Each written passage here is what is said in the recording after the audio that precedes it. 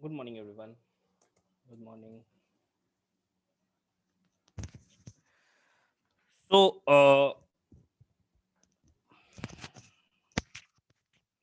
welcome to 12th class. चलिए start करते हैं हम लोग। पहला चैप्टर हम लोगों का रिप्रोडक्शन इन ऑर्गेनिज्म।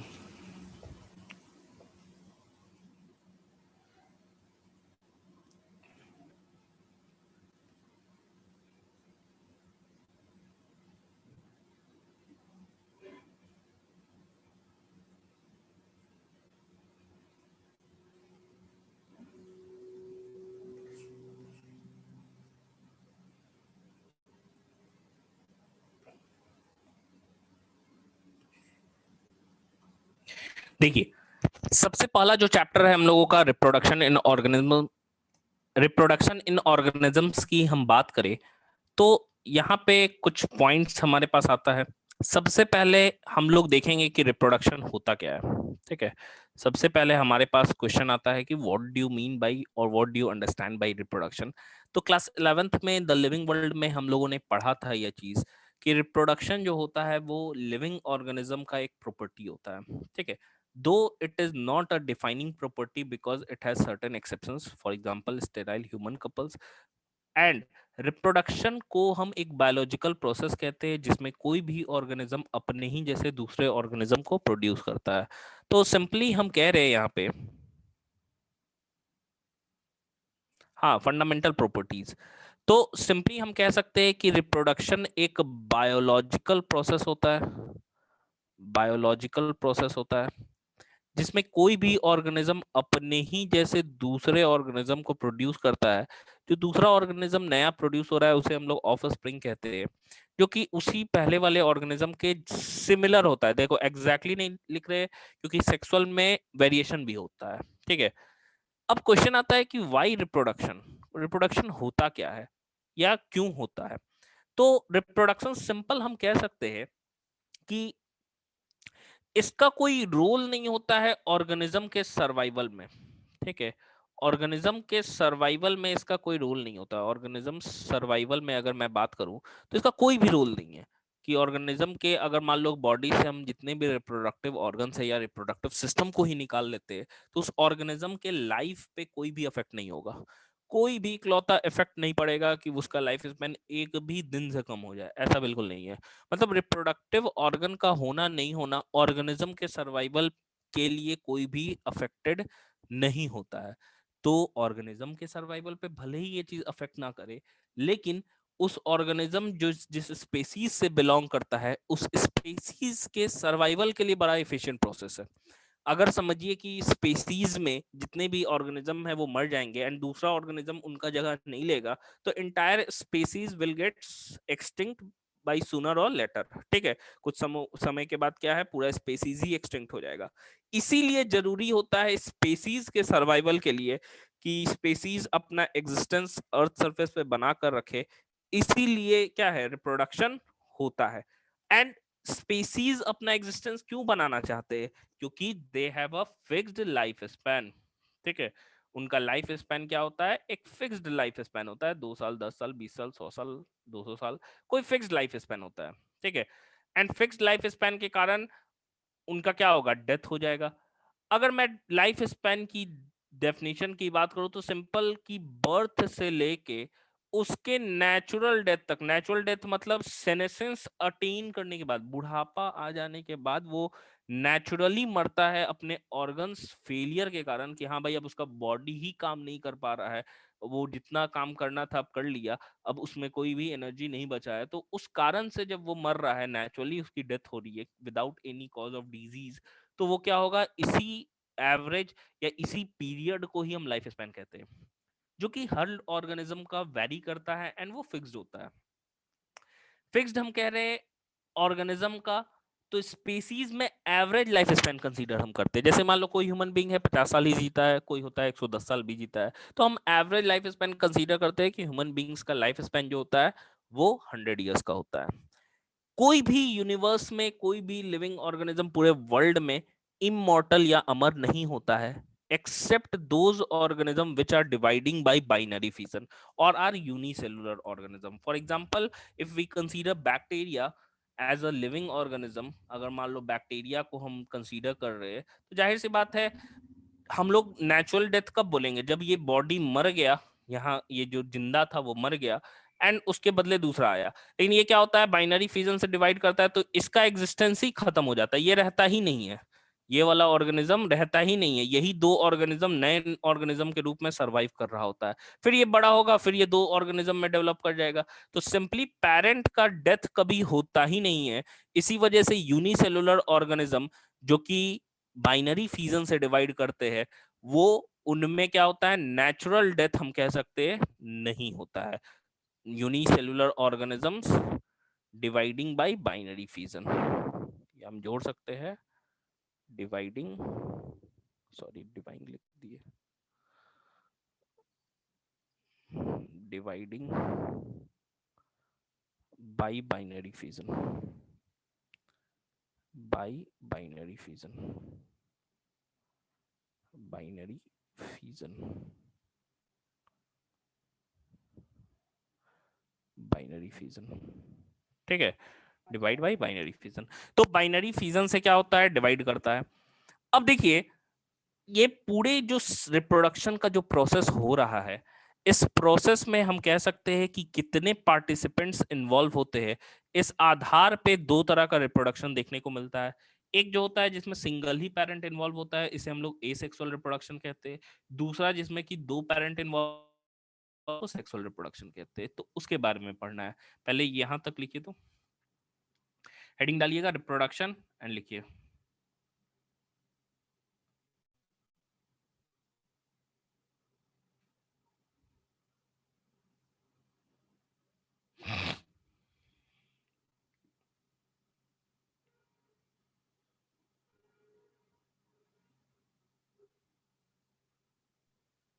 सर हाँ बोलिए। सर एक सवाल है सर, आप बोले कि जो बैक्टीरिया होता है यूनिसेलुलर जो ऑर्गेनिज्म होता है उसका नेचुरल डेथ नहीं होता है, नहीं तो होता सर है। जब वो डिवाइड करेगा तो जब वो डॉटर सेल में डिवाइड करेगा तो उसके बाद उसका जो सेल रहेगा जो डिवाइड किया है उसका क्या होगा? वो रहेगा ही नहीं, वही तो दो सेल में बढ़ गया। तो पेरेंट का डेथ ही नहीं हो रहा, पेरेंट बच ही नहीं रहा है, तो डेथ किसका होगा?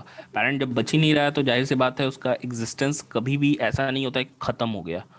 ठीक है, कि एक बॉडी था वो मरा हुआ बॉडी में कभी कन्वर्ट नहीं हो रहा है कि डेड बॉडी है, ऐसा नहीं हो रहा है, इसीलिए नेचुरल डेथ नहीं बोलते हैं। सर मतलब जो पेरेंट्स का फीचर है मतलब वो दोनों डॉटर सेल में आ जा रहा है इक्वली? फीचर तो आ ही रहा है, एंड फीचर के साथ साथ वो पूरा साइटोप्लाज्म प्लाज्मा मेम्ब्रेन भी आ जा रहा है, मतलब पेरेंट है ही नहीं अब। एक डेथ किसको सर तो कहेंगे कि ऐसे बोल बॉडी। सकते हैं इसको, सर इसको ऐसे बोल सकते हैं कि जो पेरेंट सेल है वही दो डॉटर सेल में डिवाइड हो जा रहा है। हाँ वही डॉटर सेल में डिवाइड हो जाता है। तो सर डेथ हम इसमें कब बोलेंगे, भी तो सेम जब मान होगा। लो, हाँ जब एक बॉडी है वो डेड हो गया, डेड बॉडी में कन्वर्ट हुआ, तब ना बोलेंगे डेथ हो गया भाई इसका, उसका डेथ होता ही आप नहीं है। बोले थे कि जो पेरेंट सेल है उसका एग्जिस्टेंस खत्म हो जा रहा है, हाँ तो इसका मतलब एग्जिस्टेंस मतलब पहले यहाँ सेल था ऊपर, समझो एक तरीके से, ठीक है, अब वो ऊपर वाला सेल है ही नहीं, एग्जिस्टेंस है ही नहीं उसका, वही दो डॉटर सेल में आ गया, मतलब वो दो डॉटर सेल में डिवाइड हो जा रहा है, पेरेंट सेल का एग्जिस्टेंस खत्म हो जा रहा है। खत्म हो गया।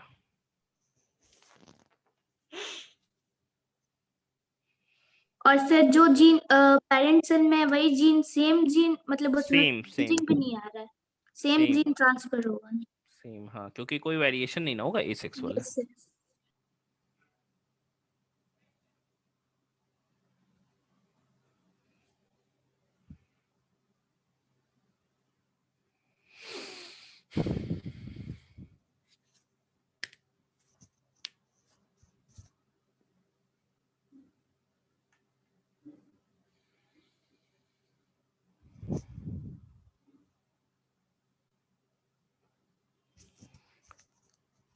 हो गया।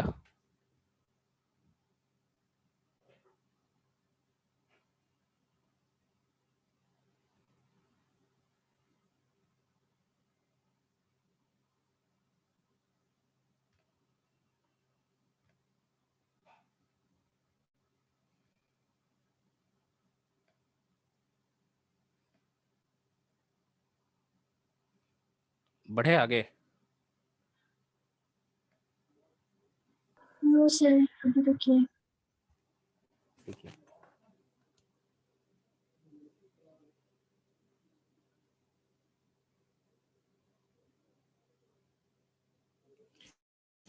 देखिए मैं फिर से आपको बता दे रहा हूँ कि क्लास में हम लोग कैसे कैसे चलेंगे।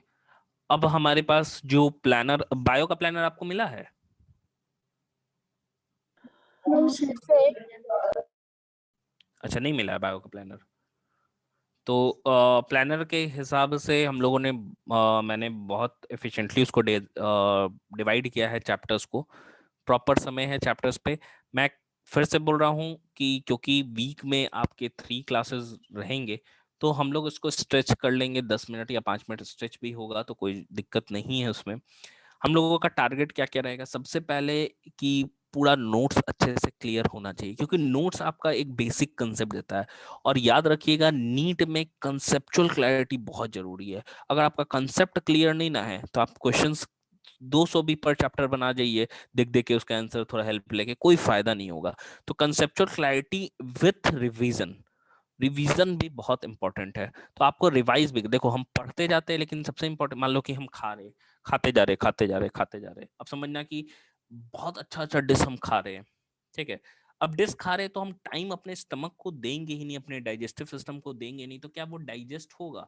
कि एक समय के बाद क्या होगा? वॉमिटिंग हो जाएगा। खाते जा रहे हो, चाहे तुम कितना अच्छा खाना खा लो, एकदम पूरा एकदम 56 भोग खा लो, उससे कोई मतलब नहीं है। लेकिन आप उसको क्या है, टाइम ही नहीं दे रहे हो। तो जब वो डाइजेशन का उसको टाइम नहीं दोगे तो ऑब्वियसली वो डाइजेस्ट नहीं होगा, आपको इंडाइजेशन सर हो आपका जाएगी। वॉइस एक इक्वली नहीं आ रहा है, कभी कम आ रहा है कभी ज्यादा आ रहा है।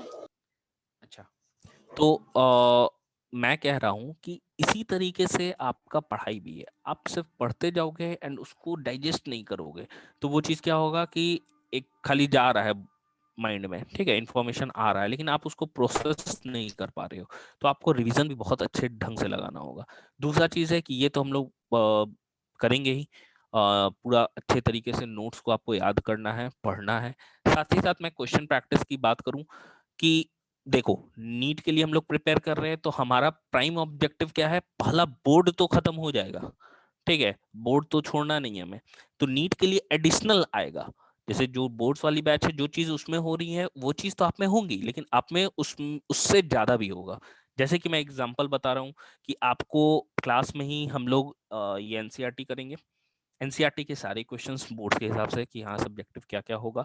एनसीईआरटी के एग्जाम्पलर के पर चैप्टर हम लोग सारे क्वेश्चंस को क्लास में ही बना लेंगे।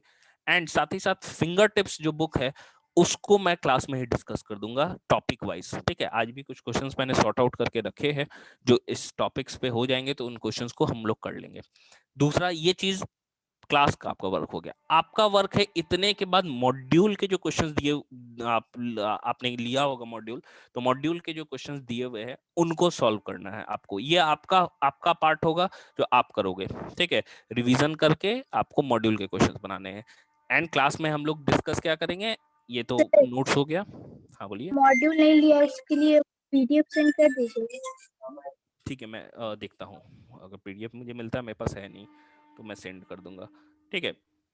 तो सर आपका टास्क है कि आपको मॉड्यूल के क्वेश्चन बनाने हैं।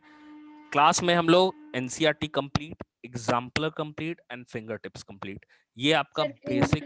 हाँ वही ना बोलिए। NCERT finger tips. NCERT at your finger tips, MTG publication का आता है, ठीक। ठीक है। चलिए, हो गया, लिख लिए। अब हम लोग आगे बढ़ते हैं। देखिए, इसके बाद मैं बात करूं तो हमको टाइप पढ़ना है। 2 तरह का हमारे पास टाइप है। एक जो है उसको हम लोग एसेक्सुअल रिप्रोडक्शन कहते हैं, दूसरे को सेक्सुअल कहते हैं।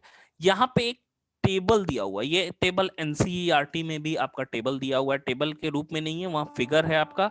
फिगर के बगल में मैंने पीडीएफ में एनसीईआरटी और एग्जाम्पलर दोनों सेंड कर दिया है, ठीक है। ये इस नोट्स का भी मैं पीडीएफ क्लास के बाद सेंड कर दूंगा। तो ये जो है आपका लाइफ स्पैन कुछ ऑर्गेनिज्म का दिया हुआ है, कुछ का वैकेंट रखा हुआ था उसमें।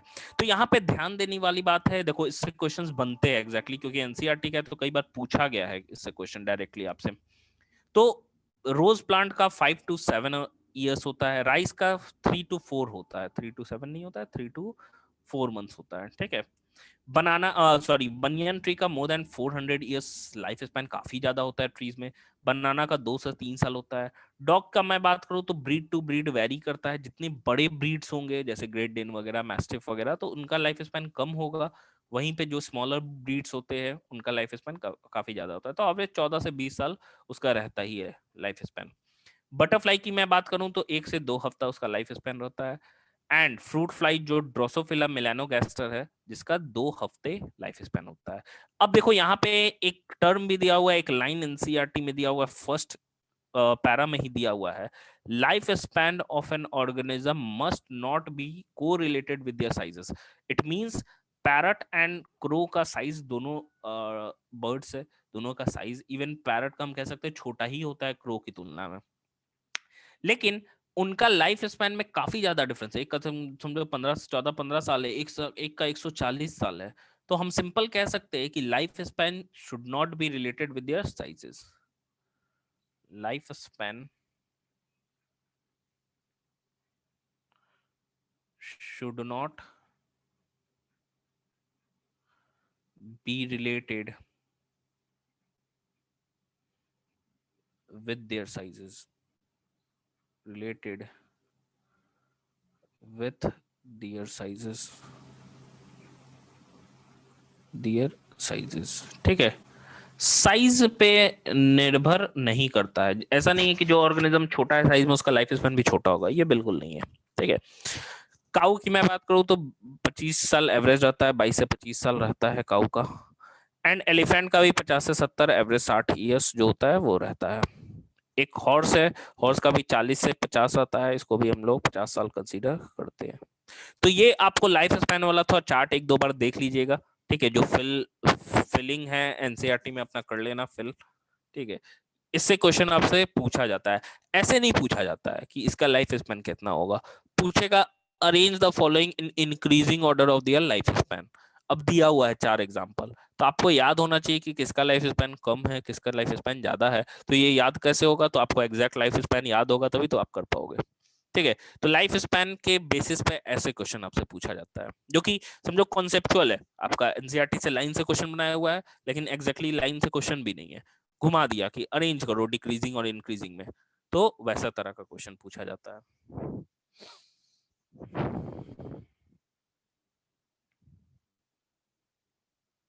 हाँ, ह्यूमंस का जो एवरेज लाइफ स्पैन है वो 100 इयर्स है। ह्यूमंस का भी एक लिख लेना है। ह्यूमंस का एवरेज लाइफ स्पैन जो होता है, सर पीपल ट्रीज का 2000 इयर्स होता है। क्या चीज? नहीं नहीं, पीपल का 200। सर हम एक बुक में देखे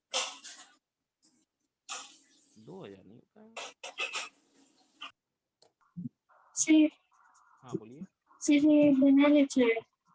ये जगह छोड़ दीजिए, ये बना लीजिएगा आप चार्ट। ठीक है, इसमें टाइम लगेगा थोड़ा। ये एक कॉलम छोड़ दीजिए अपने पेज का, उसमें बाद में आप इसको नोट डाउन कर लेना।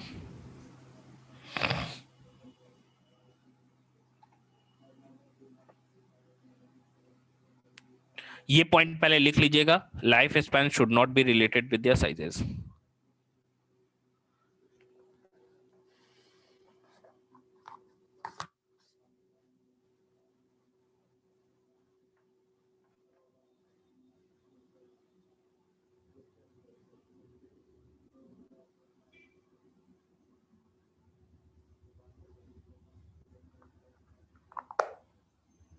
हो गया, आगे बढ़ रहे हैं हम लोग। देखिए, नेक्स्ट हमको पढ़ना है टाइप, और पहला जो टाइप है हमारा वो है एसेक्सुअल रिप्रोडक्शन। पहला मैं टाइप की बात करूं तो पहला जो टाइप है हमारा वो है एसेक्सुअल रिप्रोडक्शन। अब देखो, एसेक्सुअल रिप्रोडक्शन की हम बात करें तो सिंपली कुछ पॉइंट्स है जिसको हम लोग लिख सकते हैं। अगर मैं एसेक्सुअल रिप्रोडक्शन की क्लास जब लिविंग वर्ल्ड पढ़ा रहे थे तो वहां पे भी लिखे थे हम लोगों ने कुछ पॉइंट्स एसेक्सुअल और सेक्सुअल के बीच में। तो एसेक्सुअल जो होता है जाहिर सी बात है यूनिपेरेंटल होता है। यूनिपेरेंटल की हम बात करें तो जाहिर सी बात है जब यूनिपेरेंटल होगा तो कोई भी कॉन्सेप्ट नहीं होगा मेल और फीमेल का, सिंगल पेरेंट इन्वॉल्व होगा। Single parent involve. parent involved. ठीक है, ये हमारा पहला पॉइंट हो गया। दूसरा, एसेक्सुअल कहने का मतलब क्या हो गया? ए का मतलब नॉट होता है, सेक्सुअल का मतलब सेक्स ऑर्गन्स का इन्वॉल्वमेंट। तो जाहिर सी बात है सेक्स ऑर्गन्स का इन्वॉल्वमेंट नहीं होता है। No involvement of sex organs, no involvement of sex organs, of sex organs, कोई भी इन्वॉल्वमेंट नहीं होता है सेक्स ऑर्गन्स का। यानी कि हम कह सकते हैं कि सेक्स ऑर्गन्स को याद करिए, मैंने बताया था टर्म गोनैड्स बोलते हैं। जैसे मेल गोनैड की हम बात करें तो टेस्टिस हो गया, फीमेल गोनैड की हम बात करें तो ओवरीज हो गया। ये हमारा सेक्स ऑर्गन का कोई इन्वॉल्वमेंट नहीं है भाई। अगर मैं इसके बाद बात करूं तो सेक्स ऑर्गन जब इन्वॉल्व नहीं होगा तो कोई भी फॉर्मेशन नहीं होगा सेक्स सेल्स का। हम कह सकते हैं formation of sex cells, formation of sex cells। Sex cells को हम लोग बोलते क्या भाई? सेक्स सेल्स को हम बोलते हैं गैमीट्स। कोई भी गैमीट्स नहीं बन रहा है, मतलब मेल गैमीट यानी कि स्पर्म एंड फीमेल गैमीट यानी कि ओवा, ये नहीं बन रहा है। जब गैमीट बनेगा ही नहीं तो क्या होगा? फर्टिलाइजेशन नहीं होगा, नो फर्टिलाइजेशन। जाहिर सी बात है गैमीट नहीं बनना तो फर्टिलाइजेशन नहीं हुआ, एंड फर्टिलाइजेशन नहीं होगा तो जाइगोट नहीं बनेगा। Zygote does not form, does not form. अब देखिए यहाँ पे फर्टिलाइजेशन में क्या होता है? मिक्सिंग ऑफ कैरेक्टर्स होता है। जब कैरेक्टर्स मिक्स करेंगे ही नहीं तो जाहिर सी बात है कोई भी वेरिएशन होगा नहीं। Variation does not occur, variation does not occur. Sir थोड़ा सा तो वेरिएशन होता है ना, लेकिन उसको हम कंसीडर नहीं करते हैं, इतना कम होता है, 0.001% के आसपास होगा। नहीं, मियोसिस भी नहीं होगा, मियोसिस नहीं होगा क्योंकि गैमेट्स नहीं बन रहे हैं। नेक्स्ट, अगर मैं वेरिएशन नहीं होगा तो कोई भी रोल इवोल्यूशन में नहीं होगा। No role in evolution, no role in evolution. इसीलिए इनिशियली जो स्पेसिएशन हो रहा था इवोल्यूशन में, हम लोग पढ़ेंगे, बड़ा ही स्लो था, बहुत ज्यादा स्लो था। एक स्पीसीज से दूसरे स्पीसीज बनने में मिलियन ऑफ ईयर्स लग जा रहे थे। क्यों? क्योंकि जो वेरिएशन था बहुत नहीं था, मतलब खाली एरर के कारण वो वेरिएशन आ रहा था। प्रोसेस में कोई वेरिएशन नहीं था, कोई मिक्सिंग कैरेक्टर्स का नहीं था। जाहिर सी बात है वेरिएशन नहीं होगा तो जितने भी संतान होंगे वो आपस में भी सेम होंगे एंड वो अपने पेरेंट्स के जैसा भी हूबहू दिखेंगे। मतलब identical offsprings are produced and this group of identical offspring is known as clones. इसको हम लोग क्लोन्स कहते हैं। एंड हर एक मेंबर को मैंने बताया था क्या कहते हैं, कोई बता सकता है? Sir clone. नहीं नहीं, हर क्लोन तो ग्रुप को कहे, हर एक मेंबर को क्या कहेंगे?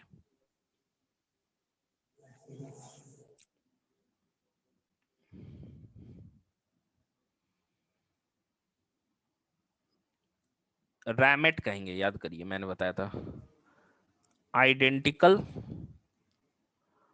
Offsprings are produced, are produced, are produced, जिसे हम लोग क्या कह रहे हैं? इनको हम क्लोन्स कहते हैं, क्लोन्स।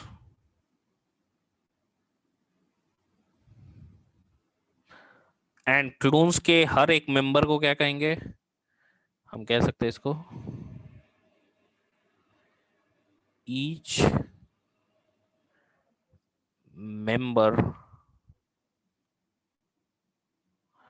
को हम रैमेट कहते हैं, RAMET, रैमेट। हर एक मेंबर को रैमेट कहते हैं। तो ये है भाई एसेक्सुअल रिप्रोडक्शन हमारा। लिखिए तो इसको।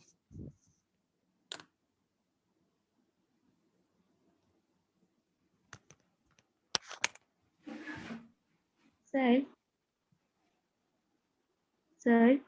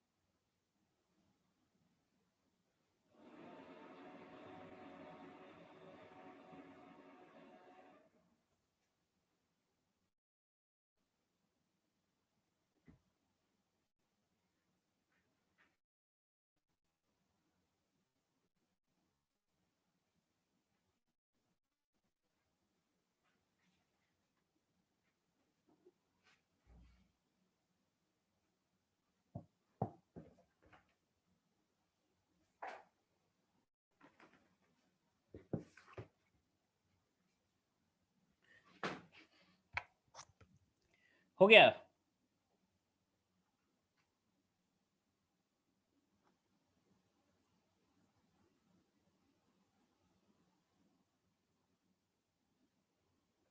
सर मल्टी सेलुलर में एसेक्सुअल रिप्रोडक्शन क्यों नहीं होता है?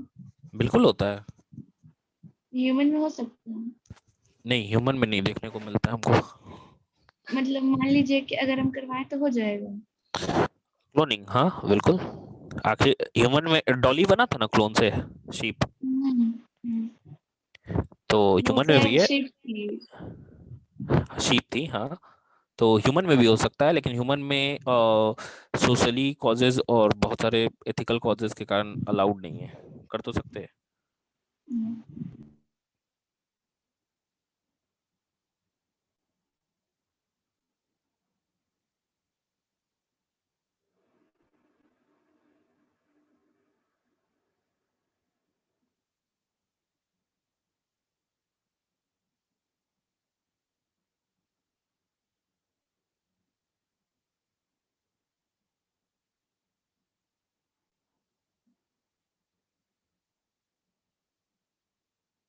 हो गया क्या? सर हाँ बोलिए। सर थर्ड पॉइंट में नो फॉर्मेशन होगा ना? फॉर्मेशन ऑफ सेक्स सेल्स, हाँ, नो फॉर्मेशन। नो फॉर्मेशन होगा। नो लगा लीजिएगा, no formation of sex sales.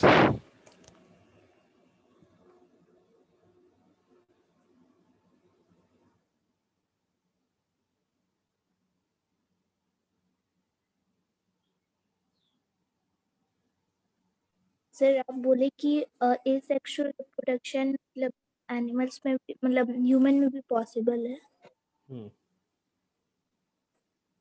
Possible है। आप बोले ना कि एसेक्सुअल रिप्रोडक्शन पॉसिबल है ह्यूमन बीइंग से, तो फिर विदाउट इन्वॉल्वमेंट ऑफ पेरेंट कैसे होगा? एक ही पेरेंट से होगा। नहीं समझ ये वाला पॉइंट। जैसे दो एसेक्सुअल क्यों, एसेक्सुअल, जैसे एसेक्स, यूनिपैरेंटल, हाँ। सुनिए, एसेक्सुअल कहने का मतलब क्या होता है कि सिंपल समझना कि बॉडी से अपने जैसा क्लोन भी बना सकते। जैसे समझो एग्जांपल के तौर पे बता रहे हैं कि एक एग के अंदर ना, याद करिए, ह्यूमन का एग जो है किस स्टेज तक रुका रहता है स्पर्म के एंट्री पे?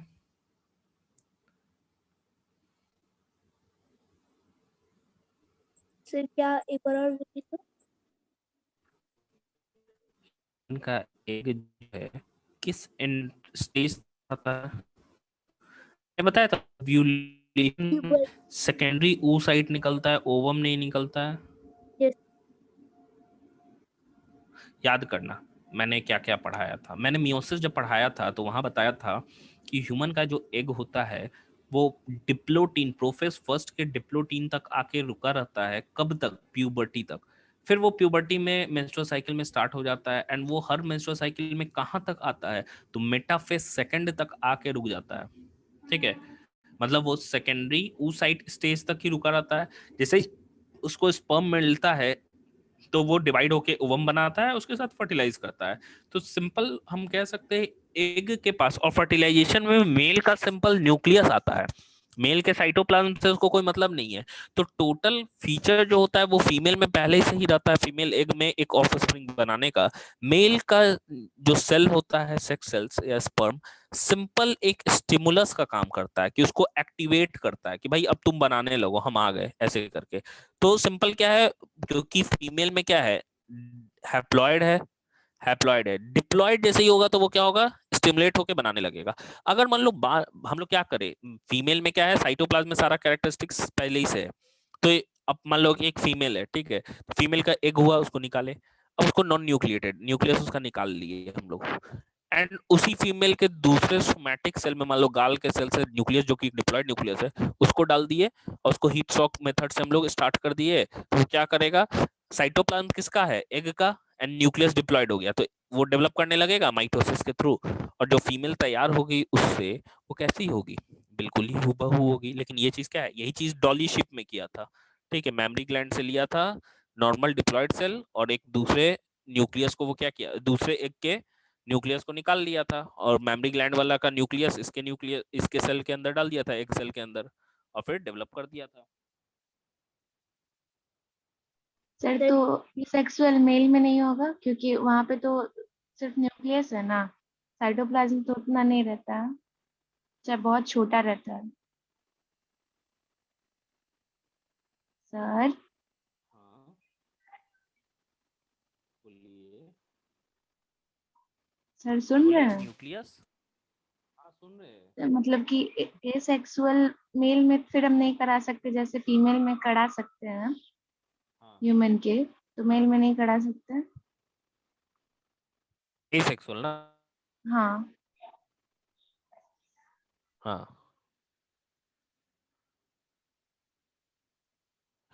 मेल में भी देखिए, अब देखिए सिंपल क्या है कि फीचर जो है वो तो न्यूक्लियस से आता है ना। अगर मान लो कि किसी दूसरे एग से, एग हम लोग फीमेल का निकाले, ठीक है, एग हम लोग फीमेल का निकाले, लेकिन उसके अंदर मेल का एक गाल से न्यूक्लियस हम डाल दिए मेल का, तो मेल का गाल का ना सेल्फ फ्यूज किया, सेक्सुअल तो फ्यूज नहीं किया, तो फर्टिलाइजेशन तो हम नहीं बोल सकते, तो सेक्सुअल तो बोल नहीं सकते क्योंकि सेक्सुअल फ्यूज नहीं किया है। तो भले ही वो बाई पेरेंटल है लेकिन वो एसेक्सुअल है। अब समझ में आया? Yes sir. सर एक बार और बताइए ना।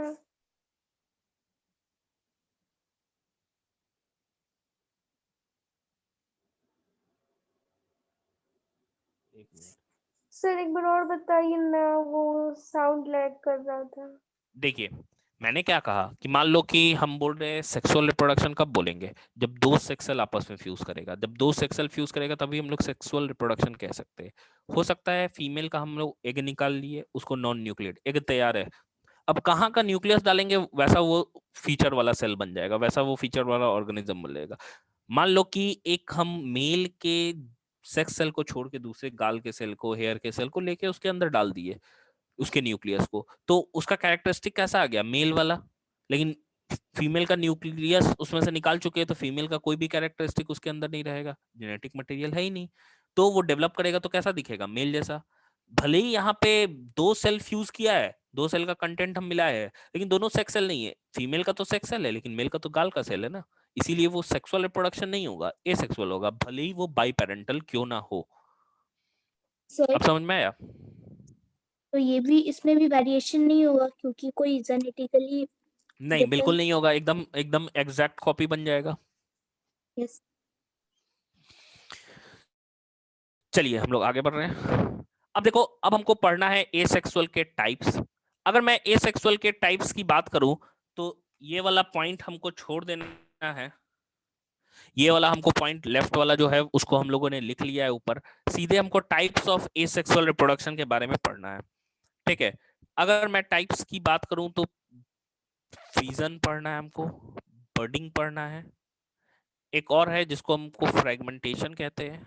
ज्यादा नहीं, देखो हमको प्योरली एनसीईआरटी लेके चलना है, क्योंकि एनसीईआरटी से ही आपके लगभग हम कह सकते हैं कि maximum 95% question, more than 95% question NCERT से डायरेक्टली लाइन से पूछते हैं। ठीक है, बस उसको अप्लाई करके क्वेश्चंस में। अब सिंपल हमको देखना है fission, budding, fragmentation and lastly vegetative propagation, इतना ही देखना है। And Regeneration. अगर हम फीजन की बात करें तो फीजन में क्या होता है, एक सेल जो है वो दो या दो से अधिक सेल में क्या होता है, टूटता है, स्प्लिट होता है। तो ये अगर दो में करेगा तो बाइनरी, दो से ज्यादा में तो मल्टीपल, यही हमको पढ़ना है। ठीक है, तो types of asexual reproduction heading डालिएगा, एंड उसमें सबसे पहला जो टाइप लिखिएगा वो लिखिएगा फिजन। हेडिंग डालिए टाइप्स ऑफ एसेक्सुअल रिप्रोडक्शन, और उसमें सबसे पहला जो हेडिंग डालिएगा वो डालिएगा फिजन।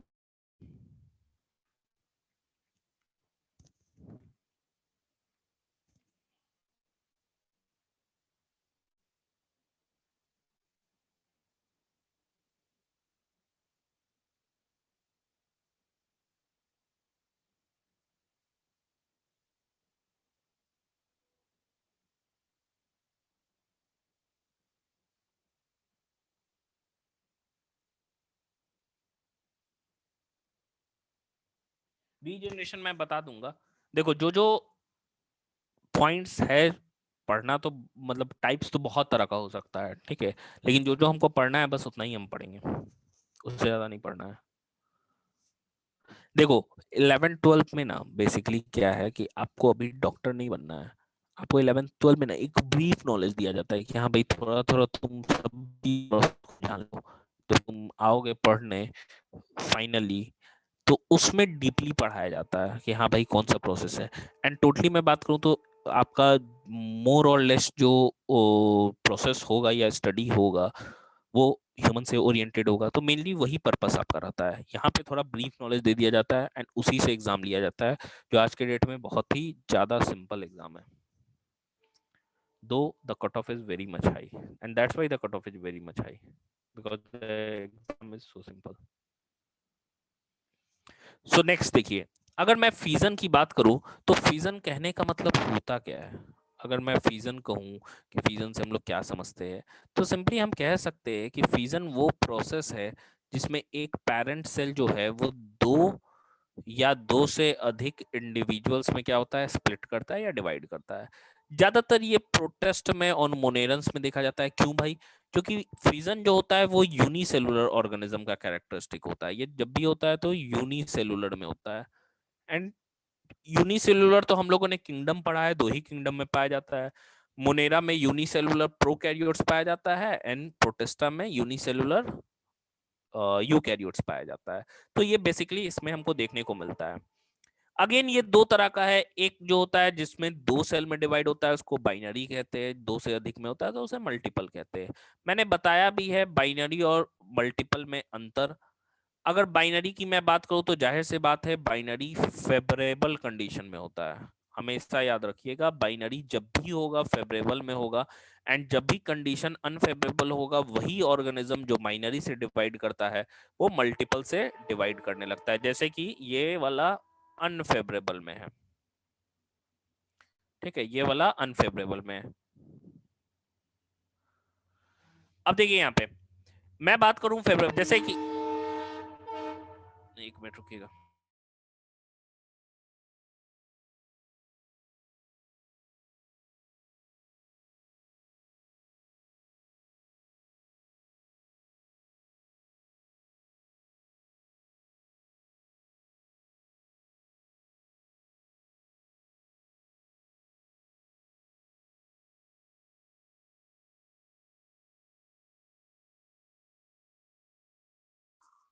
सर मेरा फर्स्ट स्लाइड मतलब इसके ऊपर वाला ना। क्या बोल रहे हैं? सर इसके ऊपर वाला स्लाइड इनका है ना। वो तो इरेज कर दिया ना, ये वाला।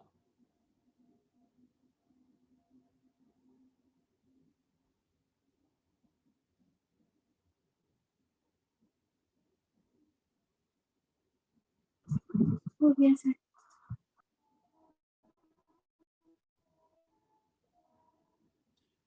चलिए देखा जाए। देखिए मैं सिंपली बोल रहा हूं, देखो अमीबा एक एग्जाम्पल के तौर पे हम यहाँ देख रहे हैं भाई, अमीबा को तो हम साफ देख रहे हैं कि अमीबा में दिखा रहा है कि भाई ये तो बाइनरी से भी डिवाइड कर रहा है और ये तो मल्टीपल में भी एग्जाम्पल में, तो दोनों में डिफरेंस क्या है?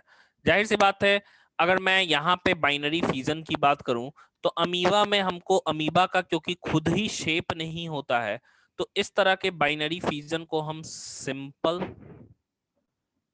या इर्रेगुलर बाइनरी फिजन कहते हैं। याद करिए मैंने बताया था इर्रेगुलर बाइनरी फिजन कहते हैं।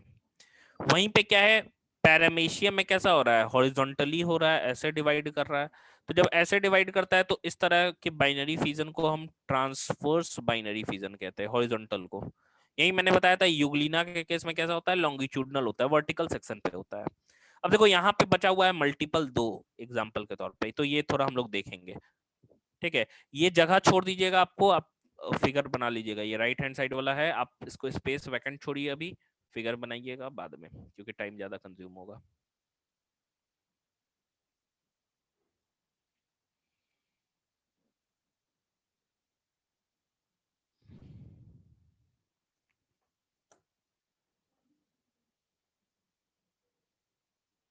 यहाँ तक लिखिए तो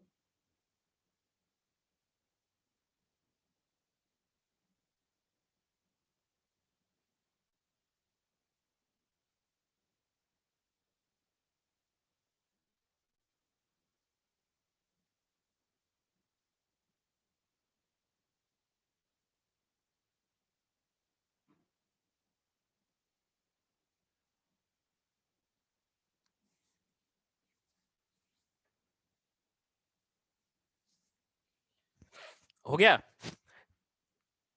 चलिए आगे बढ़ रहे हैं हम लोग। नहीं हुआ है। देखिए मल्टीपल फिजन को ना एक और नाम दिया गया है, ये नाम क्या है भाई? ये नाम है हमारा, इसको स्काइजोगोनी कहते हैं, स्काइजोगोनी। एंड जो सेल स्काइजोगोनी से डिवाइड करता है उस सेल को स्काइजोंट कहते हैं। देखो यहाँ पे दिया हुआ है, multiple fission is also known as, या फिर हम कह सकते हैं स्काइजोगोनी होता क्या है, type of asexual reproduction in which organism divides by multiple fission। ठीक है, and the process in which organism divides by multiple fission, this process is known as schizogeny। And schizogony जिस ऑर्गेनिज्म में होता है उसे स्काइजोंट कहते हैं। जैसे कि प्लाज्मोडियम एग्जांपल हो गया आपका स्काइजोंट का। ठीक है, प्लाज्मोडियम हो गया, and plasmodium is a malarial parasite.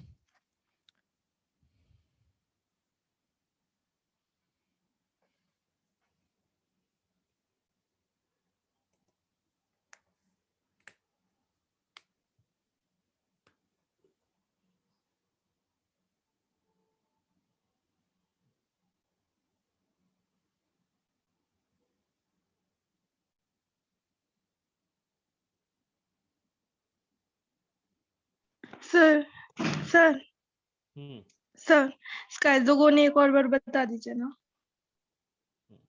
एक मिनट।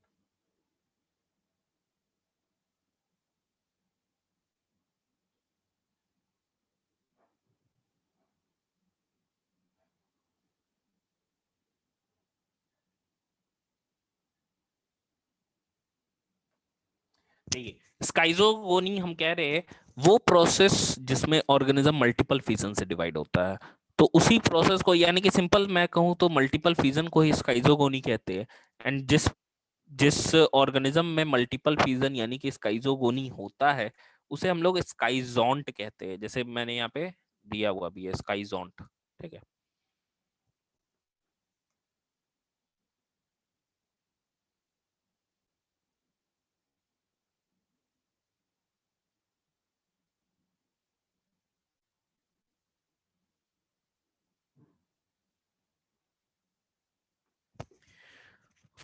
चलिए अब देखिए इसके आगे थोड़ा हम लोग देखते हैं मल्टीपल फिजन को। मल्टीपल फिजन की मैं बात करूं तो मल्टीपल फिजन कब हो रहा है? अंडर अनफेवरेबल कंडीशन में। अंडर अनफेवरेबल कंडीशन में अमीबा भाई साहब क्या कर रहे हैं, ये अपने स्यूडोपोडिया को विड्रॉ कर लेते हैं। ठीक है, विड्रॉ करके ऊपर से एक सिस्ट बना लेते हैं, एंड सिस्ट बनाने के प्रोसेस को हम इंसिस्टेशन कहते हैं। एंड सिस्ट कैसा होता है, 3 लेयर्ड होता है, काफी हार्ड कवरिंग होता है। एंड उसके अंदर वो एंसेस्टेड अमीबा क्या होता है, मल्टीपल फ्यूजन से बहुत छोटे छोटे स्पोर्स बनाते हैं। मतलब अमीबा ये अंदर जो बनेगा वो स्यूडोपोडिया के साथ नहीं बनेगा, मतलब ये अमीबा सेल रहेगा, इसके ऊपर भी क्या होगा, एक वॉल रहेगा। तो ये जो स्पोर लाइक स्ट्रक्चर्स बनते हैं इन्हें हम लोग स्यूडोपोडियोस्पोर्स कहते हैं। एंड जब फेवरेबल कंडीशन रिटर्न होता है, अनफेवरेबल में नहीं, अनफेवरेबल में बाहर निकलेगा तो अंदर वाला सब मर जाएगा। तो वो क्या है, फेवरेबल कंडीशन का इंतजार करता है।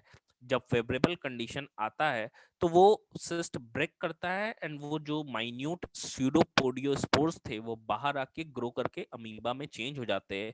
एंड इसी प्रोसेस को स्पोरुलेशन कहते हैं। स्पोरुलेशन वो प्रोसेस है जिसमें जो स्यूडोपोडियोस्पोर्स है वो on return of favorable condition comes out from the cyst and grows into many amoeba, and this process is known as sporulation। इसे हम लोग क्या कहते हैं, स्पोरुलेशन कहते हैं। तो स्पोरू क्वेश्चन पूछता है स्पोरुलेशन इज फाउंड इन, तो अमीबा एग्जांपल हो जाएगा आपके।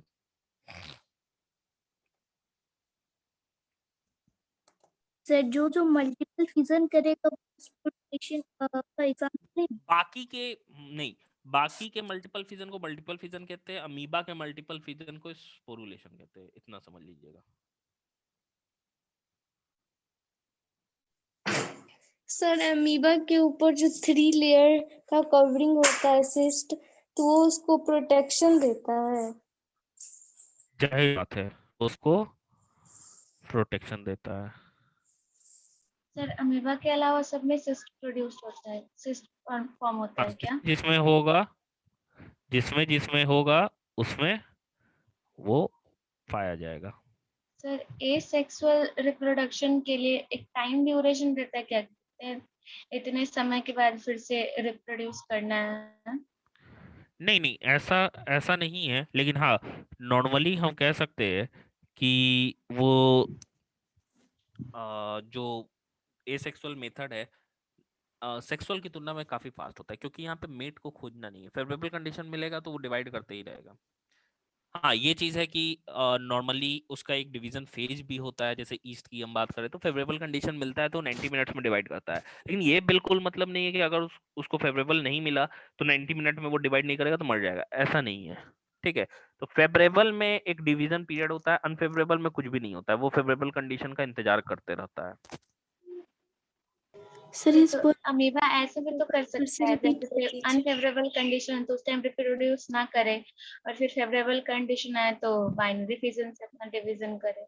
हाँ तो वो रिप्रोड्यूस नहीं कर रहा है ना, वो तो सिस्ट बना के अंदर प्रोटेक्टेड हो गया और अंदर अंदर डिवाइड कर रहा है, फिर फेवरेबल आएगा तो वो क्या होगा, तो रिप्रोड्यूस वही किया। अंदर अंदर तो डिवाइड ऐसा ना करे, बिल्कुल चुपचाप ऐसा करे। बिल्कुल नहीं है कि जितने भी अमीबा है वो सारे के सारे मल्टीपल फिजन से ही रिप्रोड्यूस कर रहे होते हैं। Multiple fission is also a method for reproduction in them. मतलब उनके पास ऑप्शन रहता है। ऑप्शन रहता है।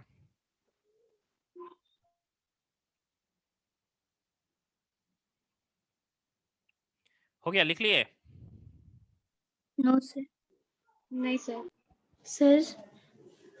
सर ये स्पोरुलेशन प्रोसेस एक बार फिर से रिपीट कर दीजिए।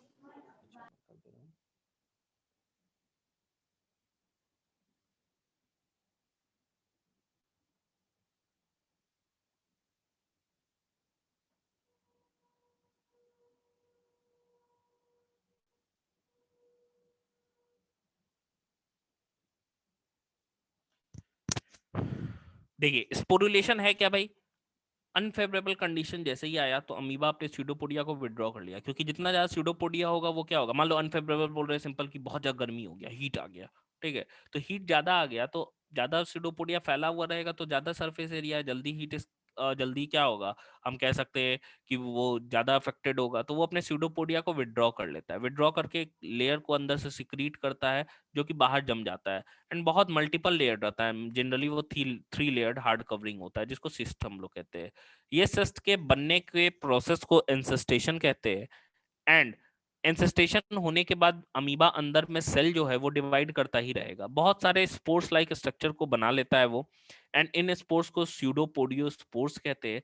एंड जब फेवरेबल कंडीशन आता है तो सिस्ट बर्स्ट करता है एंड वो स्यूडोपोडियो स्पोर्स बाहर आके ग्रो कर जाते हैं नए अमीबा के रूप में। इसी प्रोसेस को स्पोरुलेशन हम लोग कहते हैं। क्लियर है? चलिए आगे बढ़ते हैं। Yes sir. अब देखिए नेक्स्ट है प्रोसेस हमारे पास बॉडी। लास्ट बचा है बस। अच्छा लिखिए तो जल्दी जल्दी यहाँ चलिए।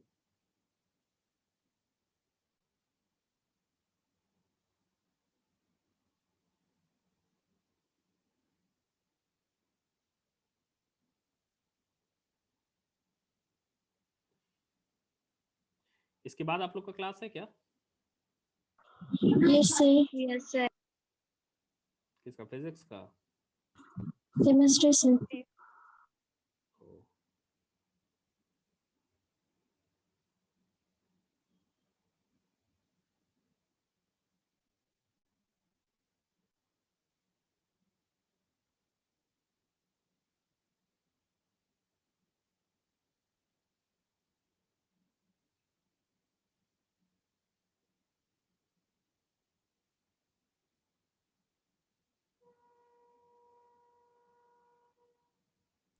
Okay sir. कुछ हो गया? अच्छा 12 केमिस्ट्री। देखिए नेक्स्ट हम लोग बात कर रहे हैं बडिंग की। बडिंग की मैं बात करूं तो सिंपली हम लोग कह सकते हैं कि बडिंग वो प्रोसेस है जिसमें कि क्या है कि एक आउटग्रोथ निकलता है, वो धीरे धीरे क्या होगा, बड़ा होने लगेगा एंड बड़े होने के बाद क्या है वो इतना बड़ा हो जाएगा एंड फिर डिटैच होके अगर मॉइस्ट सॉइल या फूड के कांटेक्ट में आता है तो वो ग्रो कर जाता है ऐसे ही इंडिविजुअल के रूप में। ठीक है, ये हमको ईस्ट के केस में देखने को मिल रहा है, हाइड्रा के केस में देखने को मिलता है एंड स्पॉन्जेस के केस में। अब देखो यहाँ पे मैं अगर इसके टाइप्स की बात करूं तो ये दो तरह का होता है, दो तरह का। एक वैसा बडिंग जिसमें कि बॉडी के आउटर सरफेस पे बड बनता है तो उसको एक्सटर्नल बडिंग कहते हैं हम लोग, एक्सटर्नल बडिंग। या इसी को याद करना, मैंने बताया था एक्सोजीनस बडिंग कहते हैं, एक्सोजीनस बडिंग कहते हैं। दूसरा क्या हो गया, अगर इंटरनल बॉडी सरफेस से बनता है तो उसे इंटरनल बडिंग कहते हैं, या फिर इसी को हम एंडोजीनस बडिंग भी कहते हैं, एंडोजीनस बडिंग भी कहते हैं। अब देखो स्पॉन्जेस के केस में याद करो कि बीच में एक लार्ज कैविटी होता है, इस कैविटी को हम लोग क्या बोलते हैं, कोई बता सकता है? स्पॉन्जियो से। हाँ, इस कैविटी को हम लोग स्पॉन्जोसील बोलते हैं। एंड इस स्पॉन्जोसील में याद करना कि अंदर में ये क्या होता है, सेल्स प्रेजेंट होते हैं, इनर सेल। जो इसका वॉल है वो क्या होता है, बॉडी वॉल जो है हम लोगों ने पढ़ा था कि कुछ सेल से बना होता है, जैसे कि उनमें पिनेकोसाइट्स होते हैं और उसपे आर्कियोसाइट्स भी प्रेजेंट होते हैं। ठीक है, ये आर्कियोसाइट क्या होते हैं, एक तरह के बर्ड्स होते हैं जो इंटरनली डेवलप करते हैं, अंदर की तरफ डेवलप करते हैं। एंड फ्लैजिलेटेड सेल तो है ही, कोएनोसाइट जिसे हम लोग कहते हैं। एंड ये डेवलप करके क्या होता है, डिटैच होके जमा होते हैं इस स्पॉन्जोसील में। एंड ऊपर में एक कैविटी है जिसको हम लोग ऑस्कुलम बोलते हैं। एंड इसी ऑस्कुलम को माइक्रोपाइल भी बोलते हैं हम लोग, माइक्रोपाइल भी कई जगह लिखा रहता है। माइक्रोपाइल का मतलब छेद होता है, सिंपल, जो सीड में भी पाया जाता है, जो ओव्यूल में भी पाया जाता है, हम लोगों ने पढ़ा है। तो ये क्या होता है, पूरा ये स्पॉन्जोसेल इस बर्ड से भर जाता है। एंड इस इंटरनल बर्ड्स को हम लोग क्या कहते हैं, गेम्यूल्स कहते हैं। जो बर्ड्स बन रहे हैं, इंटरनल बर्ड्स जो अंदर की तरफ बनते हैं, स्पॉन्जेस के केस में उन्हें हम लोग क्या कह रहे हैं, गेम्यूल्स कह रहे हैं भाई। एंड गेम्यूल्स क्या होगा, जब ये पूरा भर जाएगा तो स्पॉन्ज कॉन्ट्रैक्ट करेगा एंड गेम्यूल्स क्या होगा, बाहर आ जाएगा ऑस्कुलम से और डेवलप कर जाएगा एक नए स्पॉन्ज के रूप में। तो ये है हमारा सेकंड जो प्रोसेस है, second asexual method, that is budding. Sir sir आप बोले जैसे इंटरनल बडिंग हो रहा है तो बोल रहे हैं कि स्पंजेस के केस में उसको गैम्यूल्स कहते हैं, तो अगर किसी और के में होता है तो उसको क्या कहते हैं स्पंजेस के अलावा? स्पॉन्जेस ही केस में हम सर लोग आवाज बोलते नहीं आ हैं, रहा। स्पॉन्जेस में ही इंटरनल बडिंग पाया जाता है, तो उनमें हम लोग गेम्यूल्स बोलते हैं, इंटरनल बर्ड्स को गेम्यूल्स बोलते हैं हम लोग। सर हाँ बोलिए। हेलो। सर स्पॉन्जेस में आप बोले इंटरनल बर्ड्स पाया जाता है, तो और सब में क्यों नहीं पाया जाता है? क्योंकि जनरली क्या होता है कि हम कह सकते हैं कि स्पॉन्जेस का ऐसा स्ट्रक्चर होता है जो स्पॉन्जोसील होता है काफी ज्यादा बड़ा होता है, इसी वजह से। सर जब ये जो गैप्यूल्स है जो हाँ फॉर्म हुए हैं इंटरनली स्पॉन्जेस में, तो जब वो लेफ्ट करते हैं वाटर हाँ में, तो हाँ। फिर वो अपना इंडिविजुअलिटी खो देते हैं, मतलब वो डेड कर जाते हैं। नहीं नहीं, वो डेड नहीं करते, स्पॉन्ज जिंदा रहता है, यस जो पेरेंट है वो जिंदा है। सर। तो फिर इसमें ऐसा वाला नहीं ना है कि फिर देखो वो यही यही बडिंग और बाइनरी फिजन में डिफरेंस भी है। बडिंग में क्या होता है, एक तो अनइक्वल डिवीजन होता है, एक स्मॉलर बनता है एक बड़ा बनता है। बाइनरी में इक्वल डिवीजन होता है। दूसरा चीज क्या है, बाइनरी के केस में जो आइडेंटिटी होती है पेरेंट की वो लॉस्ट कर जाती है। बडिंग के केस में वो आइडेंटिटी लॉस्ट नहीं करते। पेरेंट जिंदा है, दूसरा बर्ड बना, फिर जिंदा है, फिर तीसरा बर्ड बनाएगा, फिर जिंदा है, फिर चौथा बनाएगा, अपना लाइफ स्पैन जिएगा तब मरेगा।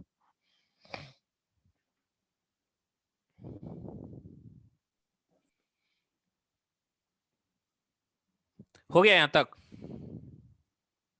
सर एक्सटर्नल वाले बर्ड को क्या कहते हैं? Normally bird? नॉर्मल बर्ड्स कहते हैं हम लोग। तो देखिए एग्जांपल लिख लेना है। हाइड्रा में देखो, इसमें हाइड्रा में भाई इसमें तो एक्सटर्नल हो रहा है, E for external, I for internal, and east में भी एक्सटर्नल बर्ड हमको देखने को मिलता है।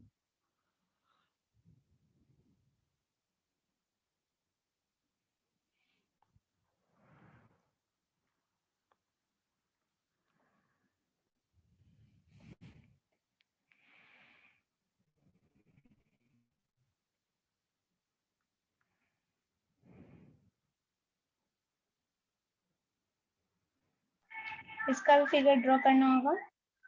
हाँ, इसका जगह छोड़ दीजिएगा, ड्रॉ कर लीजिएगा, एनसीईआरटी का फिगर है।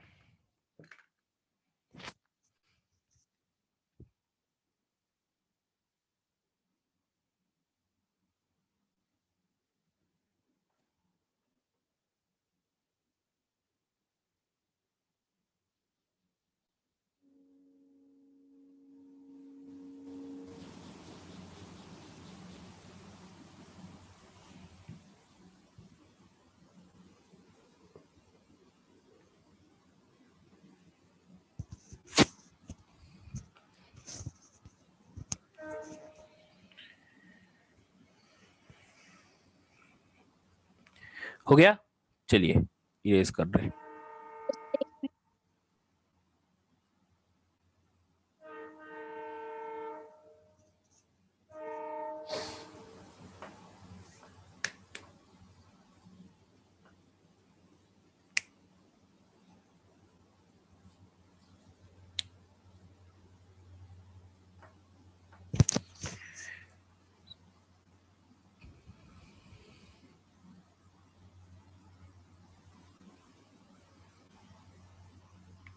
हो गया,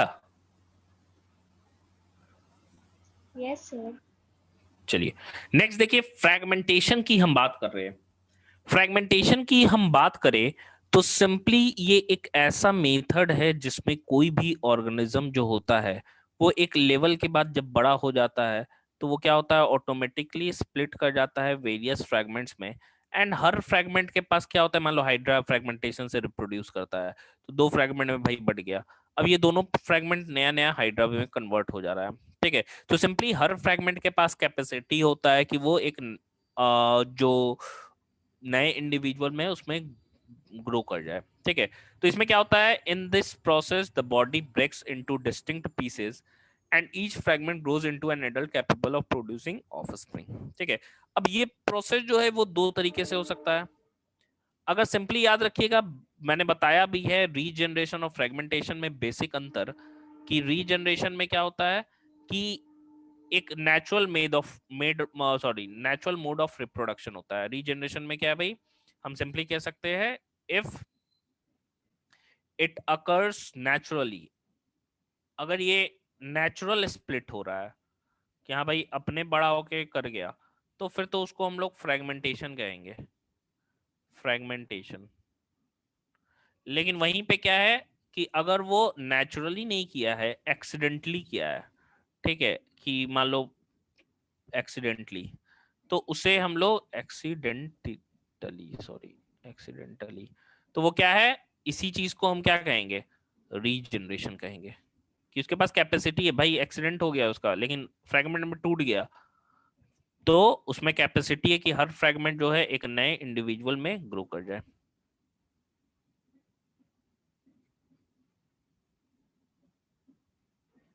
सर सर जैसे सर यहाँ जो पे हाइड फ्रैगमेंटेशन नहीं, रीजनरेशन भी लिख लीजिएगा, सर उसमें जो रीजनरेशन भी होता है। हाँ बोलिए।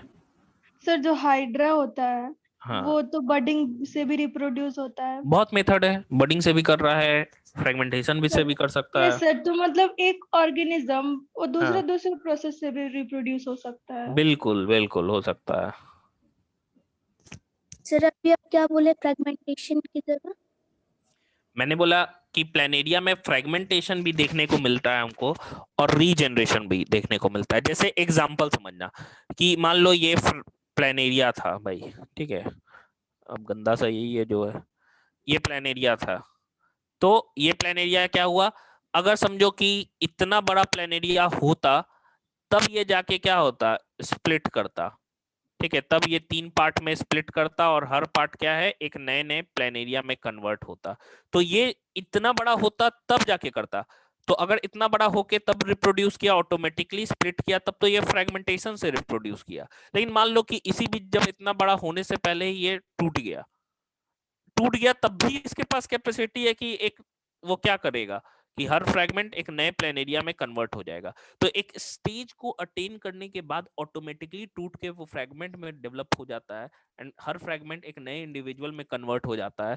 तो इस प्रोसेस को फ्रैगमेंटेशन कहते हैं। लेकिन अगर मान लो बीच में ही क्या हुआ, वो एक्सीडेंट, मान लो पत्थर से टकरा गया, टूट गया, तभी भी उसका जितने फ्रैगमेंट है उतने फ्रैगमेंट के पास कैपेसिटी है कि एक नए इंडिविजुअल में ग्रो कर जाए। तो प्लेनेरिया में यूनिक प्रॉपर्टी देखने को मिलता है कि वो फ्रेगमेंटेशन से भी रिप्रोड्यूस करता है एंड वो रीजनरेशन से भी रिप्रोड्यूस करता है। सर जो रीजनरेशन होगा वो हमेशा एक्सीडेंटली ही होगा। क्या चीज? सर जो रीजनरेशन होगा हाँ, वो वो हमेशा एक्सीडेंटली एक्सीडेंटली हो ही गया, होगा। हाँ एक्सीडेंटली होगा। फ्रेगमेंटेशन एंड रीजनरेशन में भी पेरेंट आफ्टर मैचुरेशन जो भी पार्ट्स ब्रेक करते हैं वो फ्रेगमेंटेशन हुआ। हाँ देखिए, फ्रेगमेंटेशन में तो आइडेंटिटी लॉस्ट कर रही है, लेकिन हम कह सकते हैं कि फ्रेगमेंट हो सकता है कि ये जो प्लेनेरिया है वो दूसरे में, देखो ये एसेक्सुअल है, इसका सेक्सुअल मेथड, प्लेनेरिया हमारा प्लेटीहेल्मिन्थ्स का मेंबर है, फ्लैटवर्म्स में आता है, तो वो सेक्सुअली भी इवॉल्व किया है, तो उसमें सेक्सुअल भी होता है। अगर वो एसेक्सुअली कर रहा है तब तक क्या होगा, तब तक हम कह सकते हैं कि उसमें देखने को हमें मिलेगा कि उसमें सेक्सुअली नहीं कर रहा है तो फ्रेगमेंटेशन से भी कर सकता है, एक्सीडेंट हो गया तो रीजनरेशन से भी कर सकता है। तो बहुत इसके पास मेथड्स है। लेकिन रीजनरेशन पार्शियल भी होता है, जैसे लिजर्ड के टेल में मैंने बताया था, टेल ऑफ लिजर्ड, तो वहां पार्शियल रीजनरेशन हमको देखने को मिलता है।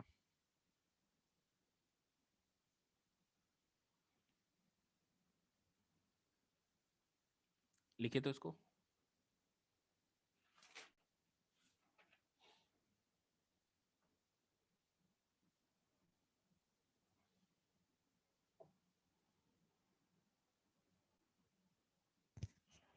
हो जाएगा तो बोलिएगा।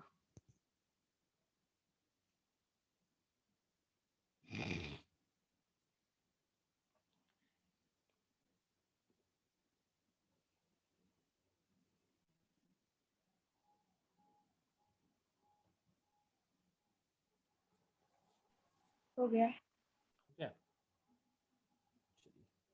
देखिए, इसके बाद से नेक्स्ट जो पढ़ना है वो है वेजिटेटिव प्रोपेगेशन के बारे में हमें पढ़ना है। वेजिटेटिव प्रोपेगेशन वो मेथड है जिसमें प्लांट, हम लोगों ने पढ़ा है रिप्रोडक्टिव ऑर्गन कौन सा होता है भाई, फ्लावर, फ्लावर को छोड़ के दूसरे पार्ट को यूज कर रहा है for the purpose of reproduction. इसी प्रोसेस को हम क्या कहते हैं, वेजिटेटिव प्रोपेगेशन कहते हैं। जिन स्ट्रक्चर को यूज किया जाता है रिप्रोडक्शन के प्रोसेस में उन्हें हम वेजिटेटिव प्रोपेग्यूल्स कहते हैं। जैसे इसमें रूट्स हो सकते हैं, इसमें स्टेम हो सकता है, इसमें लीफ हो सकता है। तो अलग अलग स्ट्रक्चर है वो यूज किया जा रहा है। वेजिटेटिव प्रोपेग्यूल्स जो होते हैं, these are the units of vegetative propagation. For example eyes are seen, जैसे मैं पोटैटो की बात करूं तो वो क्या होता है, आईज होते हैं जिससे बर्ड्स डेवलप होते हैं, ये डेवलप करके क्या होते हैं, नए प्लांट को डेवलप कर जाते हैं। अगर मैं जिंजर की बात करूं जो कि राइजोम मॉडिफिकेशन है, याद रखना हम लोगों ने पढ़ा है मॉर्फोलॉजी में, राइजोम जो है वो भी क्या है, मॉडिफिकेशन होता है स्टेम का स्टोरेज के लिए। कैसे ग्रो करता है, हॉरिजॉन्टल। इनमें भी क्या पाया जाता है, आइज पाए जाते हैं या बर्ड्स पाए जाते हैं जो कि डेवलप करते हैं एक प्लांट के रूप में। फिर याद करिए मैंने बल्बिल बताया था अगेव में, अगेव का एक और एग्जांपल बताए थे, कौन सा, पाइनएप्पल बताए थे क्या? अगेव का याद करिए, पाइनएप्पल बताए थे, सॉरी बल्बिल का ऐसा स्ट्रक्चर होता है, इसमें ऐसा ऐसा रहता है निकला हुआ, और ऊपर से क्या होता है, क्राउन जैसा रहता है ऐसे, पाइनएप्पल है ना। तो अगेव में हमको बल्बिल देखने को मिलता है, जो कि जो वो भी क्या है, एक तरह का मॉडिफिकेशन है। फिर देखो और वेजिटेटिव प्रोपेगेशन लीफ से हो रहा है ब्रायोफाइलम के केस में, जिसमें क्या होता है, लीफ नोचेस पे बर्ड्स पाए जाते हैं जिससे प्लांटलेट्स डेवलप करते हैं। याद करिए मैंने ऑफसेट बताया था वाटर हेसिंथ यानी कि आइकॉर्निया के केस में, आइकॉर्निया के केस में वाटर हेसिंथ में क्या था, ऑफसेट है। ऑफसेट याद करना कि एक्वेटिक रनर बोलते हैं, जहां पे रोजेट ऑफ लीव्स होता है, यहाँ पे टफ्ट ऑफ रूट्स होता है नीचे, और ये क्या होता है, एक मोटा थिक स्टेम होता है जिसको ऑफसेट कहते हैं हम लोग। एंड ये जब ब्रेक करता है तो एक नया प्लांट इंडिविजुअल डेवलप करने लगता है, तो इसे हम लोग एक्वेटिक रनर कहते हैं। तो ये तो है हमारा वेजिटेटिव प्रोपेगेशन। इसी में देखो वेजिटेटिव प्रोपेगेशन में कुछ एग्जांपल्स है हमारे पास, वो एग्जांपल्स है क्या, बर्ड्स ऑफ पोटैटो ट्यूबर, ये एग्जांपल है हमारे पास, ठीक है। फिर क्या है, rhizome of banana and ginger. देखो जिंजर तो है, बनाना भी रिप्रोडक्शन कैसे करता है, राइजोम से। कैसे भाई, अंडरग्राउंड। याद करना कि राइजोम, बनाना के केस में मैंने बताया था कि जो प्लांट होता है वो जब फ्रूट दे देता है तो अपने आप उसको फिर हम काट देते हैं, देखना बगल से और बनाना का पेड़ उग जाता है, तो अंदर अंदर वो क्या होता है, प्रोपेगेट करता है। ब्रायोफाइलम के केस में एडवेंटिशियस बर्ड्स होते हैं। एडवेंटिशियस बर्ड्स हम लोग क्यों कह रहे हैं, क्योंकि ये बर्ड्स क्या है, एक्सिलरी बर्ड्स नहीं है। Axillary birds axil of leaf से निकलते हैं या एक्सिल ऑफ ब्रांच से निकलते हैं, ये क्या है, उस ब्रांच को छोड़ के दूसरे जगह से निकल रहे हैं, इसीलिए एडवेंटिशियस बर्ड्स इसको कहते हैं हम लोग, जो लीफ मार्जिन पे पाए जाते हैं। बल्बिल किस में पाया जा रहा है, अगेव एक और एग्जांपल हमारे पास है, कौन सा, पाइनएप्पल। एंड ऑफसेट किस में पाया जा रहा है, वाटर हेसिंथ। याद करना रनर मैंने बताया था, ये सॉइल है, ये प्लांट है, ऊपर ऊपर सट के प्रोपेगेट कर रहा है तो रनर, नोट्स आएगा तो ग्रो कर जाएगा या लीफ, और नीचे रूट्स बना लेगा। नॉच बना के ऐसे जा रहा है, आर्च बना के, तो आर्च बना के इसको क्या कहते हैं, स्टोलोन कहते हैं हम लोग। ट्यूबर अंडरग्राउंड, बल्ब क्या हो गया, बल्ब का एग्जांपल, और नीचे नीचे जाता है तो क्या बोलते हैं उसको हम लोग, नीचे नीचे जाएगा तो शक्कर बोलेंगे, ठीक है। फिर क्या है भाई, बल्ब, बल्ब का एग्जांपल अनियन हो गया। याद करिए टोटल हम लोगों ने मॉर्फोलॉजी में पढ़ा है, रिलेट कर रहे हो, गार्लिक हो गया, याद आ रहा है कि भूल गए सब? Yes sir. Yes sir. Yes ठीक है, सर। तो ये एक टोटल और हम लोगों ने पढ़ा है। कि ना सर, आप बनाना होगा। सर जो शक्कर होगा उस वो बनाना हाँ भी तो हो सकता है ना। हाँ, शक्कर बनाना भी हो सकता है। देखो टाइप ऑफ स्टेम जो होता है, स्टेम का टाइप समझना। टाइप ऑफ स्टेम क्या है, बनाना का राइजोम है, लेकिन वो मोड ऑफ रिप्रोडक्शन कैसा होता है, शक्कर के थ्रू करता है, समझिए। मोड ऑफ रिप्रोडक्शन मतलब ऐसे अंदर अंदर गया, ये शक्कर होना हुआ। लेकिन टाइप ऑफ स्टेम कैसा है, हॉरिजॉन्टल स्टेम है बनाना के केस में। तो टाइप ऑफ स्टेम बनाना में राइजोम होता है, टाइप ऑफ मॉडिफिकेशन कैसा होता है, तो शक्कर होता है। इतना समझ में आया?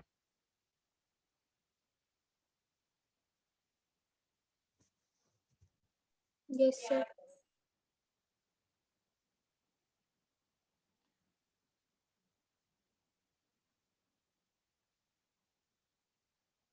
सर स्लाइड ऊपर से। एक मिनट, लिखे तो इसको थोड़ा यहाँ से लिखे तो वेजिटेटिव प्रोपेगेशन।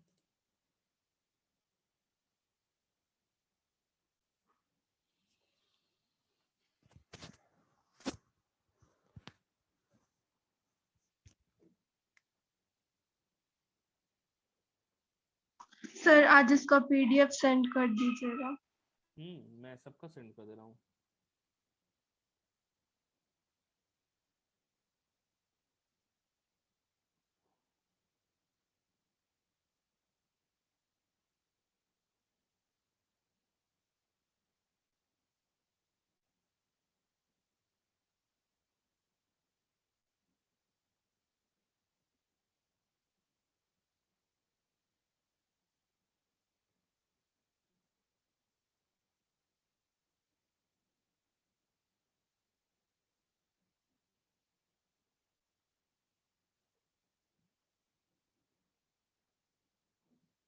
हो गया। देखिए ये जो राइट साइड वाला फिगर है एनसीईआरटी में दिया हुआ है, सबका नाम लिख लेना है कि किसका क्या होता है। नीचे है ही एग्जांपल में।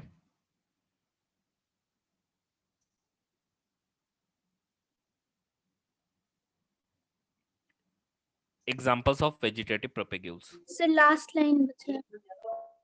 लिखिए तो।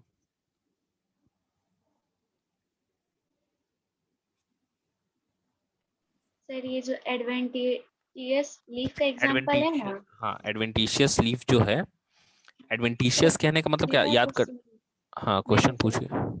वो ना सॉइल के कांटेक्ट में आता है तभी उसमें से प्लांट ग्रो होता है। बिल्कुल फिर बिल्कुल, सॉइल के कांटेक्ट में नहीं आएगा तो वो ऊपर ही रहेगा। एक्चुअली होता है ना, जब तक ब्रायोफाइलम बड़ा छोटा प्लांट होता है। हाँ सर है मेरे घर पे, तो फिर वो सर नॉर्मल लीफ की तरह वर्क करता है। जब तक वो सॉइल कांटेक्ट में नहीं आता है ना, तब तक प्लांट ग्रो नहीं होता है। सर नहीं ऐसा तब तक क्यों? नहीं होगा। तो सॉइल आएगा तभी ना, एंकरेज होगा, रूट्स होगा अपना। तो प्लांट में तो वो लीफ अच्छा का आप, वर्क कर रहा है। लीफ का वर्क कर रहा है नीचे, जो तो उससे क्या मतलब होता है, रूटलेट्स निकले होते हैं छोटे छोटे, देखना फाइन। हाँ। ठीक है, तो वो जब तक गरेगा नहीं नीचे। देखो कोई इंडिपेंडेंट कब होता है, जब उसको फीडिंग बंद होती है। अभी आप इंडिपेंडेंट है क्या? नहीं। नहीं है, क्योंकि आपको फीडिंग हो रही है। इट मींस कि आपको दूसरे पे डिपेंड है अपने खाने के लिए एक तरीके से। तो प्लांट भी जो इंडिपेंडेंट कब होगा, वो प्लांट जब खुद का एब्जॉर्प्शन करेगा तब ना। खुद का एब्जॉर्प्शन करेगा, खुद ही मेहनत करेगा भाई, खुद ही उसमें क्या होगा कि खुद ही का फोटोसिंथेसिस करेगा। ऐसे तो वो फोटोसिंथेसिस तो भले ही कर रहा है, लेकिन उसको मिनरल्स और न्यूट्रिएंट्स कहाँ से मिल रहे हैं? मेजर जो प्लांट है गरा हुआ वहीं से ना, हम्म, इसी सर वजह तो से। ये दोनों वर्क करेगा, लीफ की तरह भी वर्क करेगा और रिप्रोडक्शन में भी हेल्प करेगा। हाँ बिल्कुल। सर एक बार बुलबिल्स फिर से बता दीजिए ना। बल्बिल्स में क्या होता है, देखो बल्बिल्स में अगर हम लोग देखें तो सिंपल पाइनएप्पल देखना। पाइनएप्पल में तुम देखते हो ऐसा रहता है क्या? देखना उसमें ना, ऐसा ऐसा ऐसा ऐसा ऐसा बना रहता है, ऐसा ऐसा, है ना। और उसमें देखना छोटा छोटा नहीं, यहाँ पे ऐसे निकला रहेगा ऐसे तरह का। तो ये जो अंडरग्राउंड कंडेंसेशन है, यहीं से डेवलप करता है दूसरा, डेवलप करना स्टार्ट करेगा प्लांट के रूप में, फिर वो मॉडिफाई करेगा ऐसे। तो ये एक्चुअली क्या है, बल्बिल्स भी जो होते हैं वो क्या होते हैं कि अंडरग्राउंड स्टेम है, एंड धीरे धीरे वो क्या होते हैं, स्वेल करने लगते हैं, एंड वो फूड स्टोरेज के लिए स्वेल करते हैं। जैसे पाइनएप्पल का मैं एग्जांपल दूं तो पाइनएप्पल उगता कैसे है, तो एक्चुअली में वो उगा हुआ कहाँ से रहता है? सर वो अपने टिप से जहाँ पे वो लीफ लाइक नहीं स्ट्रक्चर नहीं, रहता है वहाँ यहाँ से पे। उगे रहेगा। देखना पाइनएप्पल तुम देखना, ऐसे उगा रहता है क्या?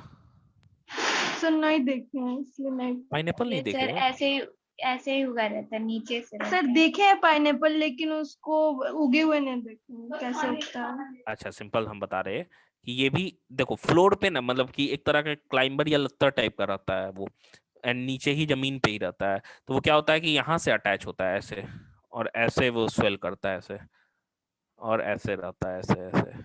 ठीक है, ड्राइंग बहुत सुंदर है। एंड यहाँ से वो अटैच होता है स्टेम से, ऐसे रहता है।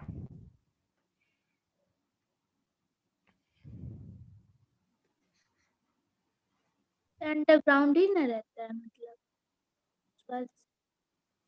एक मिनट में आपको दिखा रहा हूँ पाइनएप्पल।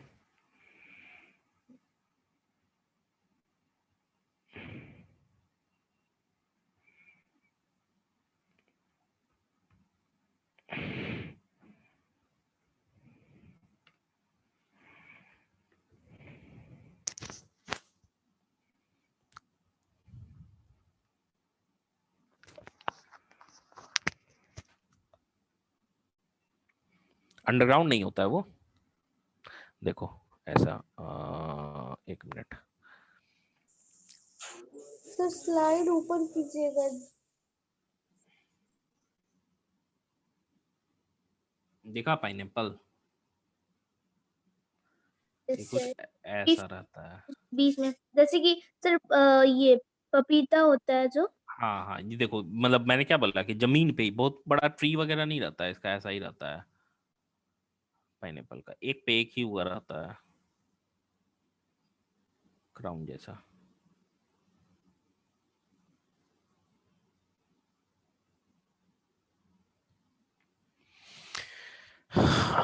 हाँ नीचे करते हैं। चलिए लिखे तो वेजिटेटिव प्रोपेगेशन।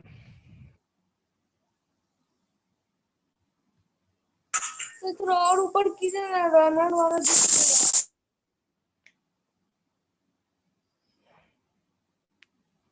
अच्छा ऐसे।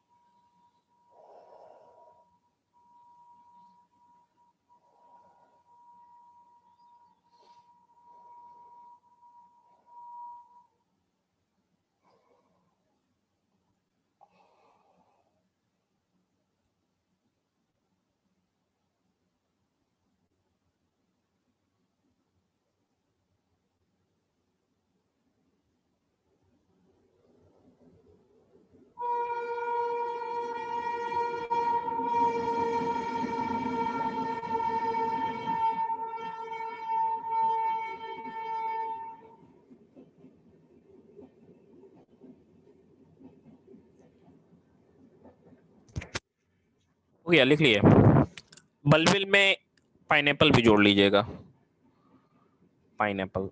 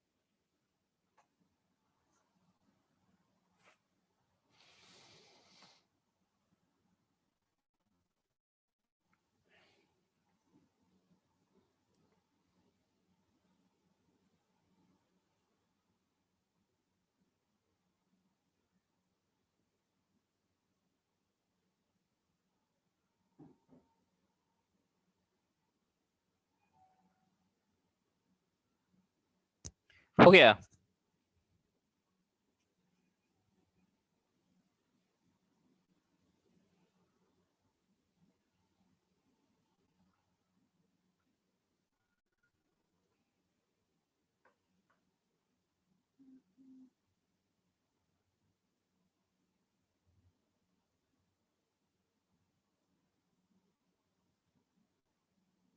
Sir offset of water Hansen ये वाला सही वाटर है? हेसेंथ आइकॉर्निया को बोलते हैं हम लोग। Yes sir. आइकॉर्निया ये वाला जो है आइकॉर्निया, इसी को क्या बोलते हैं याद करिए, मैंने बताया था टेरर ऑफ बंगाल कहते हैं क्या? यस सर, बंगाल में। हम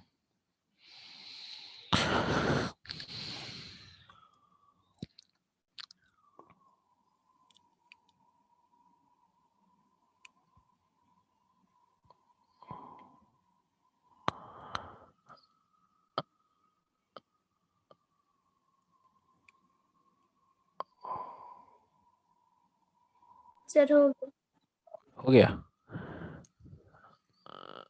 चलिए लास्ट है हम लोगों का एसेक्सुअल रिप्रोडक्शन में।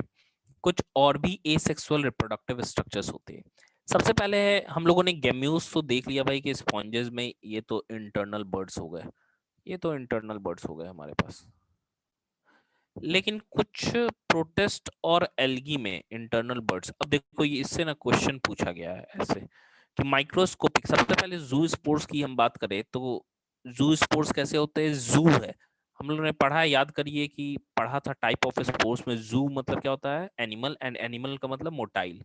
स्पोर्स वैसे जो मोटाइल हो गए, मोटाइल क्यों है भाई? क्योंकि फ्लैजिलेटेड है। तो कैसे है फ्लैजिलेटेड? तो बाई फ्लैजिलेटेड है क्या? दो फ्लैजिला है इसमें, तो बाई फ्लैजिलेटेड हम कह सकते हैं। ठीक है, ये बाई फ्लैजिलेटेड होते हैं। नेक्स्ट, ये पाया जाता है structures in some algae and protist. देखो इससे क्वेश्चन आ गया है कि zoospores are found in, options दिया हुआ था सम एल्गी एंड प्रोटिस्ट, फिर क्वेश्चन रहता है ऐसे all algae and all protist, फिर लिखा रहेगा all algae and some protist, या नन ऑफ दीज, ऐसे टाइप का। तो एनसीईआरटी में लाइन दिया हुआ है सम एल्गी एंड प्रोटिस्ट, ऐसा नहीं कि सारे एल्गी में पाया जा रहा है।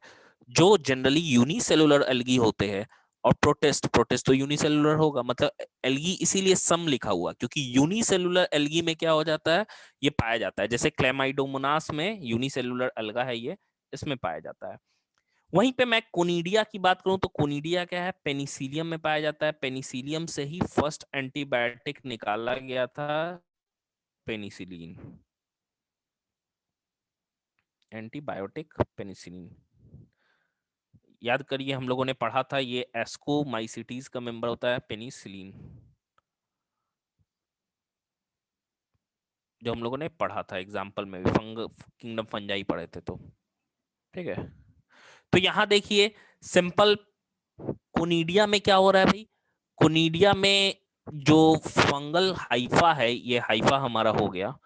हाइफा के टर्मिनल एंड पे हमको देखने को क्या मिल रहा है, हाइफा के टर्मिनल या टिप पे हम कह सकते हैं कुछ स्पोर लाइक स्ट्रक्चर्स बनते हैं, और जो कि चेन्स में बन रहे हैं। ठीक है, एंड चेन्स में बनते हैं, धीरे धीरे ऊपर की तरफ जो रहते हैं वो क्या होते हैं, मैच्योर करते हैं, नीचे वाले इधर से क्या हो रहा है, फॉर्म करते चल रहे हैं। जब मैच्योर होगा तो वो इधर से डिटैच होके गिरेगा और एक नए फंगस के रूप में डेवलप कर जाएगा। अब सिंपल समझिए यहाँ पे कि जिस फंगल हाइफा पे ये बनता है कोनिडिया, उन फंगल हाइफा को कोनिडियोफोर कहते हैं, कोनिडियोफोर। मान लो मेरी 5 उंगली है, 5 उंगली में से मिडिल और फोर फिंगर पे क्या है, कोनिडिया बना है, तो मिडिल और फोर फिंगर ही क्या होगा, कोनिडियोफोर होगा। बाकी 3 जो होगा वो कोनिडियोफोर नहीं कहलाएगा, बाकी 3 जो होगा वो हाइफा होगा। एक्चुअली पांचों हाइफा है, लेकिन 2 ही क्या है, कोनिडियोफोर है। यानी कि हम कह सकते हैं जितने कोनिडियोफोर होते हैं वो हाइफा तो होते हैं, लेकिन जितने हाइफा होते हैं वो कोनिडियोफोर नहीं होते हैं। एसेक्सुअल मेथड जो होता है ना, वो सिंपल ऑर्गेनिज्म में ही होता है, जैसे कि एल्गी हम कह सकते हैं, फंजाई कह सकते हैं। लेकिन उनमें भी जब सर अनफेवरेबल कंडीशन होता है या एडवर्स कंडीशन होता है, सर एडवर्स, हाँ बोलिए। आवाज बहुत कम आ रहा है। मैं कह रहा हूं कि एसेक्सुअल रिप्रोडक्शन जो होता है वो क्या है, सिंपल ऑर्गेनिज्म में होता है, जैसे एल्गी हो गया, फंजाई हो गया। लेकिन उनमें भी जब एडवर्स कंडीशन या फिर अनफेवरेबल कंडीशन आता है तो वो भी सेक्सुअल मेथड पे स्विच कर जाते हैं, क्योंकि सेक्सुअल मेथड क्या देता है, वेरिएशन देता है, जिससे उनको कोप अप करने में आसानी होती है। Next, higher plant generally sexually reproduce करते हैं, लेकिन एसेक्सुअली भी वो करते हैं वेजिटेटिव। ज्यादातर एनिमल्स जो होते हैं वो सेक्सुअल रिप्रोडक्शन को ही क्या करते हैं, शो करते हैं। ये आपके एग्जांपल्स हो गए zoospore, chlamydomonas, conidia and gemmules, ये एनसीईआरटी में भी दिया हुआ है। ठीक है, ये these figures are taken from NCERT.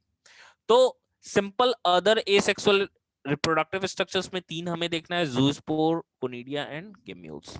Asexual method क्या है, कॉमन मेथड है एल्गी और फंजाई में, लेकिन उनमें भी जब अनफेवरेबल कंडीशन होता है तो वो सेक्सुअल मेथड पे स्विच कर जाते हैं, क्योंकि सेक्सुअल मेथड जो है वो ज्यादा एडेप्टेबिलिटी देता है, क्योंकि वो वेरिएशन होता है। हायर प्लांट्स और सेक्सुअल दोनों रिप्रोड्यूस करते हैं, मोस्टली एनिमल्स सेक्सुअली ही रिप्रोड्यूस करते हैं। तो इसी के साथ हमारा ये पहला जो टॉपिक है एसेक्सुअल रिप्रोडक्शन वो कंप्लीट हो गया। एंड इस पे कुछ क्वेश्चंस मैंने भेजे हैं एमटीजी फिंगर टिप से आपको ग्रुप पे, आपको उन्हें सॉल्व करना है। 1-2 क्वेश्चंस अभी हम लोग देख लेंगे एंड बाकी आपको उसको सॉल्व करना है खुद ही। ठीक है, इसका पीडीएफ सर मैं भेज दूंगा। हाँ बोलिए। सर आप जो हायर प्लांट्स वाला पॉइंट बताएं कि वो दोनों मोड से रिप्रोड्यूस करते, सेक्सुअली रिप्रोड्यूस और करता है, एसेक्सुअली। हाँ हाँ। सर तो सेक्सुअली होगा तो उसमें वेरिएशन होगा, लेकिन प्लांट्स में तो वेरिएशन तो नहीं देखने को मिलता है। आपको नहीं ना समझ में आ रहा है, अब प्लांट हमको देखेगा तो उसके लिए सारा मतलब ह्यूमन एक जैसा है ना। यस सर, लेकिन मतलब उन लोग के क्या कहते हैं उनसे वेरिएशन है, लेकिन हम लोग से देखने को नहीं मिल रहा। हाँ तो वो दिखावा में बिलीव नहीं करता है।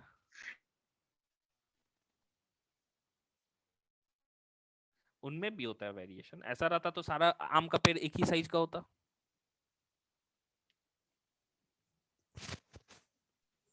सर कोई हायर प्लांट का एग्जांपल बताइए ना जो सेक्सुअली रिप्रोड्यूस करे। अभी हम लोगों ने देखा नहीं हायर प्लांट्स में एग्जांपल हमारा जैसे बनिए हम कह सकते हैं कि एसेक्सुअल मेथड में आपका कोई भी तुम ट्री ले लो, जैसे तुम हम लोगों ने पढ़ा, अरे अभी एसेक्सुअल मेथड में आ गया आपका जो एग्जांपल्स है, जैसे ठीक है मिंट हो गया, जैस्मिन हो गया, ये सब कैसे शक्कर से प्रोपेगेट कर रहा है, साथ ही साथ वो क्या बनाना। सर कि कोई हायर प्लांट का एग्जांपल बताइए जो सेक्सुअली रिप्रोड्यूस करे। हायर प्लांट्स का ही एग्जांपल है। हायर प्लांट्स कहने का मतलब नहीं टॉल प्लांट्स होते हैं। हायर प्लांट जिम्नोस्पर्म एंजियोस्पर्म को कहते हैं। सर गुआवा भी तो हो सकता है। सर वॉइस नहीं आ रहा है। क्या चीज? हेलो, ये सर गुआवा हो सकता है। हवा किस चीज से रिप्रोड्यूस करता है? Yes sir. गुआवा कैसे रिप्रोड्यूस करता है? सेक्सुअली। एसेक्सुअल नहीं करता है। नहीं करता है।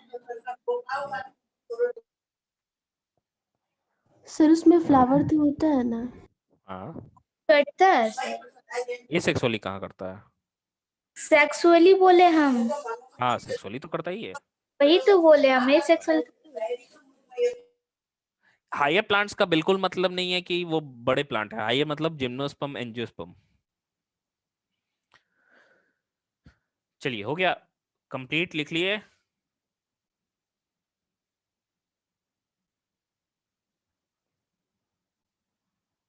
लाइफ स्पैन अरीज बहुत सारे फैक्टर्स अफेक्ट करते हैं। ये लाइफ स्पैन हम कह सकते हैं कि ऑर्गेनिज्म के मेटाबॉलिज्म पे डिपेंड करता है। बहुत ज़्यादा फास्ट मेटाबॉलिज्म होगा, ऑर्गन्स जो है उन पे लोड ज़्यादा बढ़ जाएगा तो उनका लाइफ स्पैन कम हो जाता है। सिमिलरली मैं डॉग्स का एग्जांपल लेता हूँ कि जो छोटे, क्योंकि ब्रीडिंग जो है हम ही लोग करवाए हैं, जितने ब्रीड्स हम देखते हैं सारे ह्यूमन के द्वारा बनाए गए हैं। तो जो छोटे डॉग्स होते हैं उनका ऑर्गन पे क्या होता है, जो लोड होता है कम होता है, लेकिन वहीं पे क्या होता है सेम ऑर्गेनिज्म था उसको ब्रीडिंग करवा करवा के बड़ा कर दिए, ठीक है, मतलब मैस्टिफ वगैरह, तो 6 से 7 साल तक जीता है फिर मर जाता है, क्योंकि ऑर्गन्स पे क्या है काफी ज्यादा समझो कि प्रेशर है, काफी ज्यादा लोड है कि उतना बड़ा बॉडी को उसको संभालना है। तो इसी वजह से क्या होता है कि वो लाइफ स्पैन उनका कम हो जाता है। तो सेम है, सेम स्पेसीज है, उनमें जो ऑर्गेनिज्म जो साइज में बहुत ज्यादा बड़े होते हैं उनका लाइफ स्पैन छोटा होता है। ये ह्यूमन में भी जो एबनॉर्मली टॉल आदमी होगा वो जल्दी मर जाएगा, बहुत दिन तक सर्वाइव नहीं करेगा।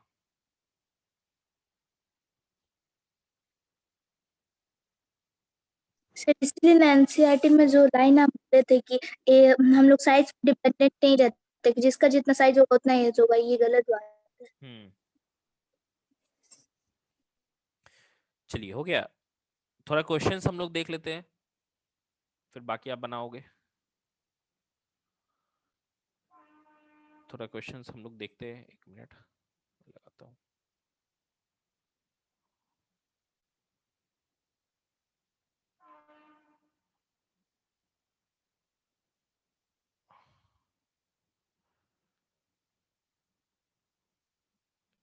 चलिए देखिए, फर्स्ट क्वेश्चन कह रहा है लाइफ स्पैन पे है, विच of the following statement is correct, all the individuals of a species have exactly the same life span. जितनी ह्यूमन ही में ले लो तो सबका लाइफ स्पैन सेम है क्या? नेक्स्ट देखो, smaller organisms always have shorter life span, ये तो गलत हो गया। Life span of an organism is the time period from its birth to its natural death. And lastly है, no organism may have a life span of several 100 years। ऐसा तो नहीं है, कुछ ऑर्गेनिज्म का क्या होता है लाइफ स्पैन सेवरल 100 years का होता है। तो फर्स्ट का ऑप्शन क्या होगा? सर सी। सी, बिल्कुल हम लोगों ने पढ़ा भी है, life span of an organism is the time period from its birth to natural death. जितने स्पेसीज है उनका लाइफ स्पैन सेम नहीं होता है।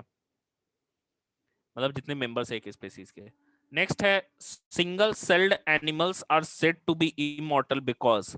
इमॉर्टल उन्हें हम लोग क्यों कहते हैं? सर इसका डी होगा। सर ऑप्शन डी है होगा।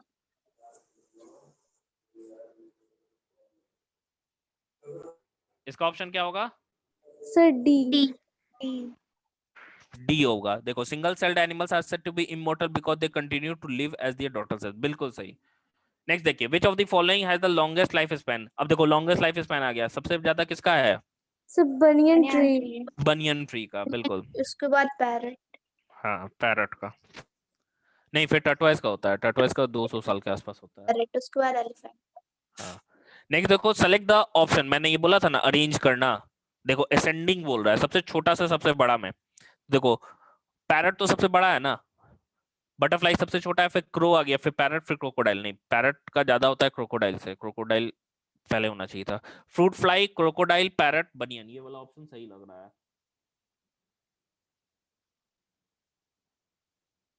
Sir C option. हाँ सी ऑप्शन नहीं है। देखो फ्रूट फ्लाई का कितना है, 1 से 2 हफ्ता, क्रोकोडाइल 60 ईयर्स, पैरट 140, बनियन 200 से 300। 200। तो सबसे ज्यादा बनियन का हो गया, फिर कम पैरट, फिर क्रोकोडाइल, फिर फ्रूट फ्लाई। तो ये हमारा असेंडिंग ऑर्डर में सज गया।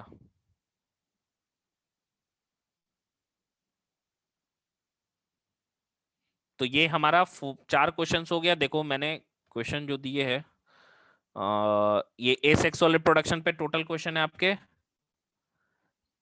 ठीक है। ये एसेक्सुअल क्वेश्चन पे टोटल क्वेश्चन है आपके, क्वेश्चन नंबर 30 तक। तो ये कल तक आप बना लीजिएगा, ठीक है। क्वेश्चन नंबर 5 to 30 26 क्वेश्चन है, ये आपको कल बना लेना है। कल इसको नेक्स्ट क्लास में हम लोग डिस्कस करेंगे, जिसमें जो डाउट होगा वो डिस्कस करेंगे। ऐसे ही चैप्टर के बीच में ही हम लोग क्वेश्चन सारे कर लेंगे, एंड चैप्टर के अंत तक आपको मॉड्यूल के क्वेश्चन करने हैं। इसी के साथ हम लोगों का ये पहला जो टॉपिक है आज का पूरा हो गया। चलिए अब आज का ये बताइए आप कि समझ में आया है अच्छे से? सर। हाँ बोलिए। सर एक रिक्वेस्ट था। हाँ बोलिए। सर इसका वीडियो थोड़ा अपलोड कर दीजिएगा सर, मेरा नेटवर्क इशू था तो सर बीच में थोड़ा हाँ इसका मतलब वीडियो प्रॉपर लैग अपलोड हो होगा गया। अब, ठीक है। क्लास 12 से प्रॉपर अपलोड होगा आपका वीडियो, कोई लैग ठीक उसमें है नहीं सर। होगा, आपको मिल जाएगा अपलोड करके। सर तो आज कब तक कर देंगे? मैं बोल देता हूँ अभी रोहित सर को, वो अपलोड कर देंगे ठीक है सर। दोपहर तक, ठीक है।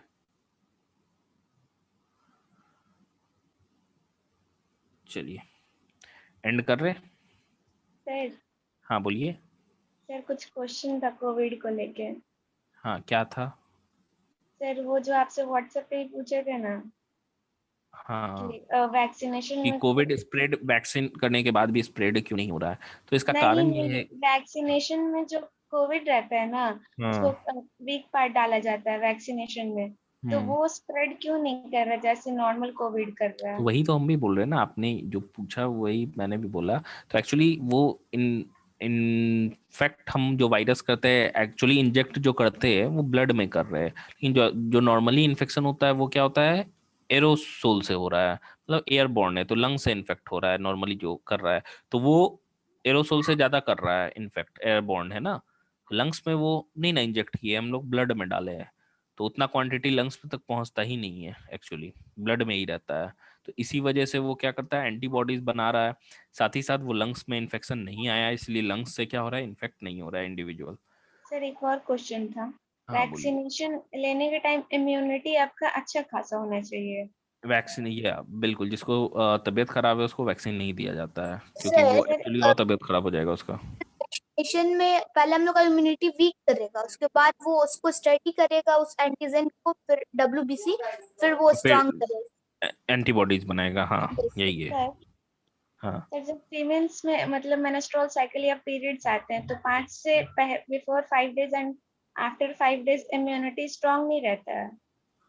नहीं देखिए, बस एक ही चीज है कि इम्यूनिटी में उसमें जो ब्लड लॉस होता है, तो ब्लड लॉस के चलते एनीमिक कंडीशन होता है, एंड एनीमिक कंडीशन में हम लोगों ने पढ़ा है 2-3 तरह का एनीमिया है। तो नॉर्मल क्या होता है, ये वाला क्या होता है, नॉर्मोसाइटिक नॉर्मोक्रोमिक एनीमिया होता है। मतलब ना तो साइज आरबीसी का घटा है, ना पिगमेंट घटा है, खाली ब्लड लॉस हो गया है।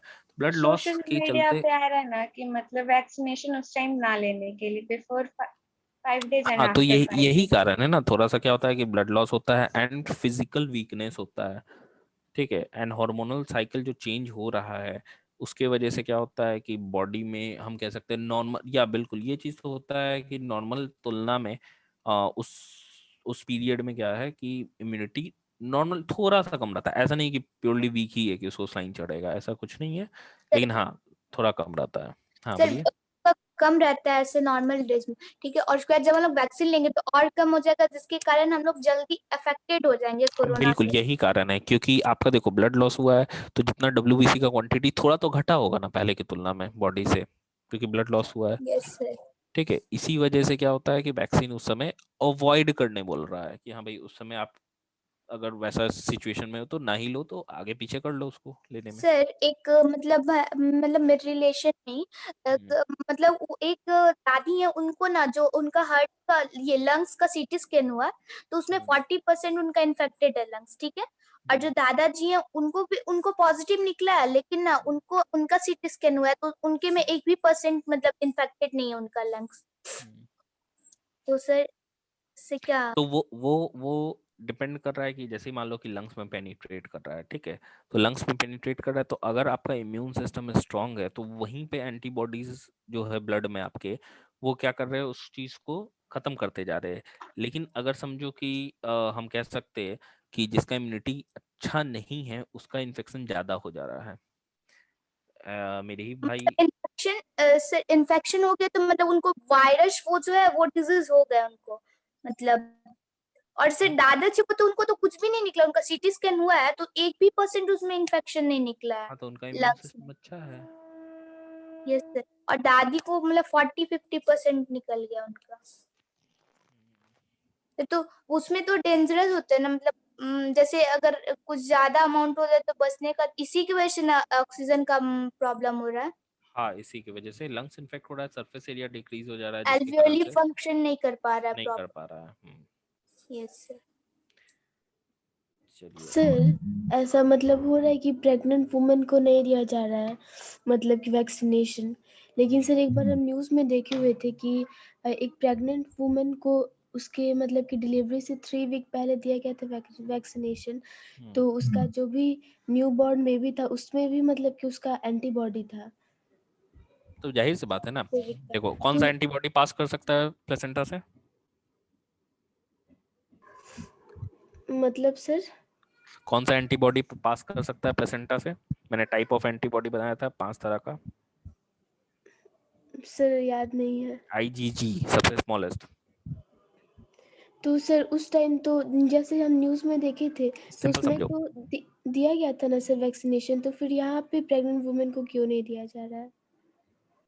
देखो यहाँ पे थोड़ा सा एक चीज और हो जाता है कि अभी का जो स्ट्रेन है ना, एक्चुअली क्या है कि अभी का जो स्ट्रेन है और उसके लिए जो वैक्सीन है, क्योंकि जरूरी नहीं कि हर प्रेग्नेंट वुमेन में क्या होता है, एक्चुअली हो क्या रहा है समझो कि जो बच्चा है उसका इम्यूनिटी तो जाहिर सी बात है कि वुमेन से कमजोर है, एंड जो वायरस है वो साइज में बड़ा छोटा है तो प्लेसेंटा से क्रॉस कर सकता है, तो वो वुमेन को तो कुछ नहीं करेगा लेकिन बच्चे को पॉजिटिव कर देगा एंड बच्चे को इन्फेक्ट कर सकता है, ठीक है। एंड बच्चा का इन्फेक्शन पेट में नहीं समझ में आएगा, जब वो बर्थ लेगा ना तब समझ में आएगा, क्योंकि पेट में तो लंग्स फंक्शनल है ही नहीं, लंग्स तो बाईपास है लीवर से, ठीक है। तो लंग्स आपका फंक्शनल है ही नहीं, और लंग्स का फंक्शनल होता है जब पहला एयर उसके अंदर पेनिट्रेट करता है, मतलब बच्चा बाहर आता है तब ना सांस लेना स्टार्ट करता है, ऐसे तो प्लेसेंटा से एक्सचेंज हो रहा है। तो सिंपल क्या है कि लंग्स जो है आपका फंक्शनल है ही नहीं, एंड बाहर आएगा बच्चा तब उसका इम्यूनिटी बहुत कमजोर हो भी सकता है ऐसा। एंड ये पॉसिबिलिटी माना जा रहा है कि हो सकता है कि उसका बॉडी एंटीबॉडी उसके ब्लड में बने बच्चे के तो बच भी सकता है, अगर हो सकता है उतना नहीं बन पाए तो इन्फेक्ट हो जाएगा, हो सकता है डेथ भी हो जाए, इसीलिए अवॉइड थोड़ा किया जा रहा है कि जो प्रेग्नेंट है उनको नया दिया जाए अभी, सर मदर को कुछ नहीं होगा। एनसीईआरटी में एक लाइन दिया हुआ था कि वायरस में दोनों डीएनए होते हैं, ना ही आरएनए, मतलब आरएनए हाँ दोनों दोनों में से एक दोनों होगा, साथ में नहीं। दोनों में से नहीं, दोनों में से कोई हाँ एक होगा। सर, तो लेकिन डीएनए एक क्वेश्चन आया था नीट में हम्म, कि ना 4 एग्जांपल दिया हुआ था कि इसमें से कौन से जो वायरस है जिसमें दोनों नहीं पाए जाते हैं। नहीं ऐसा तो नहीं होगा। सर हम आपको क्वेश्चन वाला सेंड करेंगे, ठीक है। ठीक, तो चलिए सर तब रहने भी देते हैं। सर्च किए ना तो उसका आंसर आ रहा था। अच्छा, आप क्वेश्चन भेजिएगा ना, हम देखते हैं। ठीक है सर। और मैंने भेज दिया, अगर आपने एनसीईआरटी नहीं लिया है 12th का तो मैंने पीडीएफ भी भेज दिया। मैं चैप्टर वाइज पीडीएफ भेजता रहूँगा, ठीक है, दोनों का, एग्जाम्पलर और एनसीईआरटी दोनों मैंने भेज दिया है। फिर क्वेश्चंस एमटीजी के भेज दिए हैं। अभी आपको ये जो नोट्स अभी है वो भी मैं सेंड कर दे रहा हूँ, ठीक है। चलिए, अब केमिस्ट्री क्लास है 12 बजे से, रेस्ट कीजिए 15 मिनट, फिर अटेंड कीजिएगा।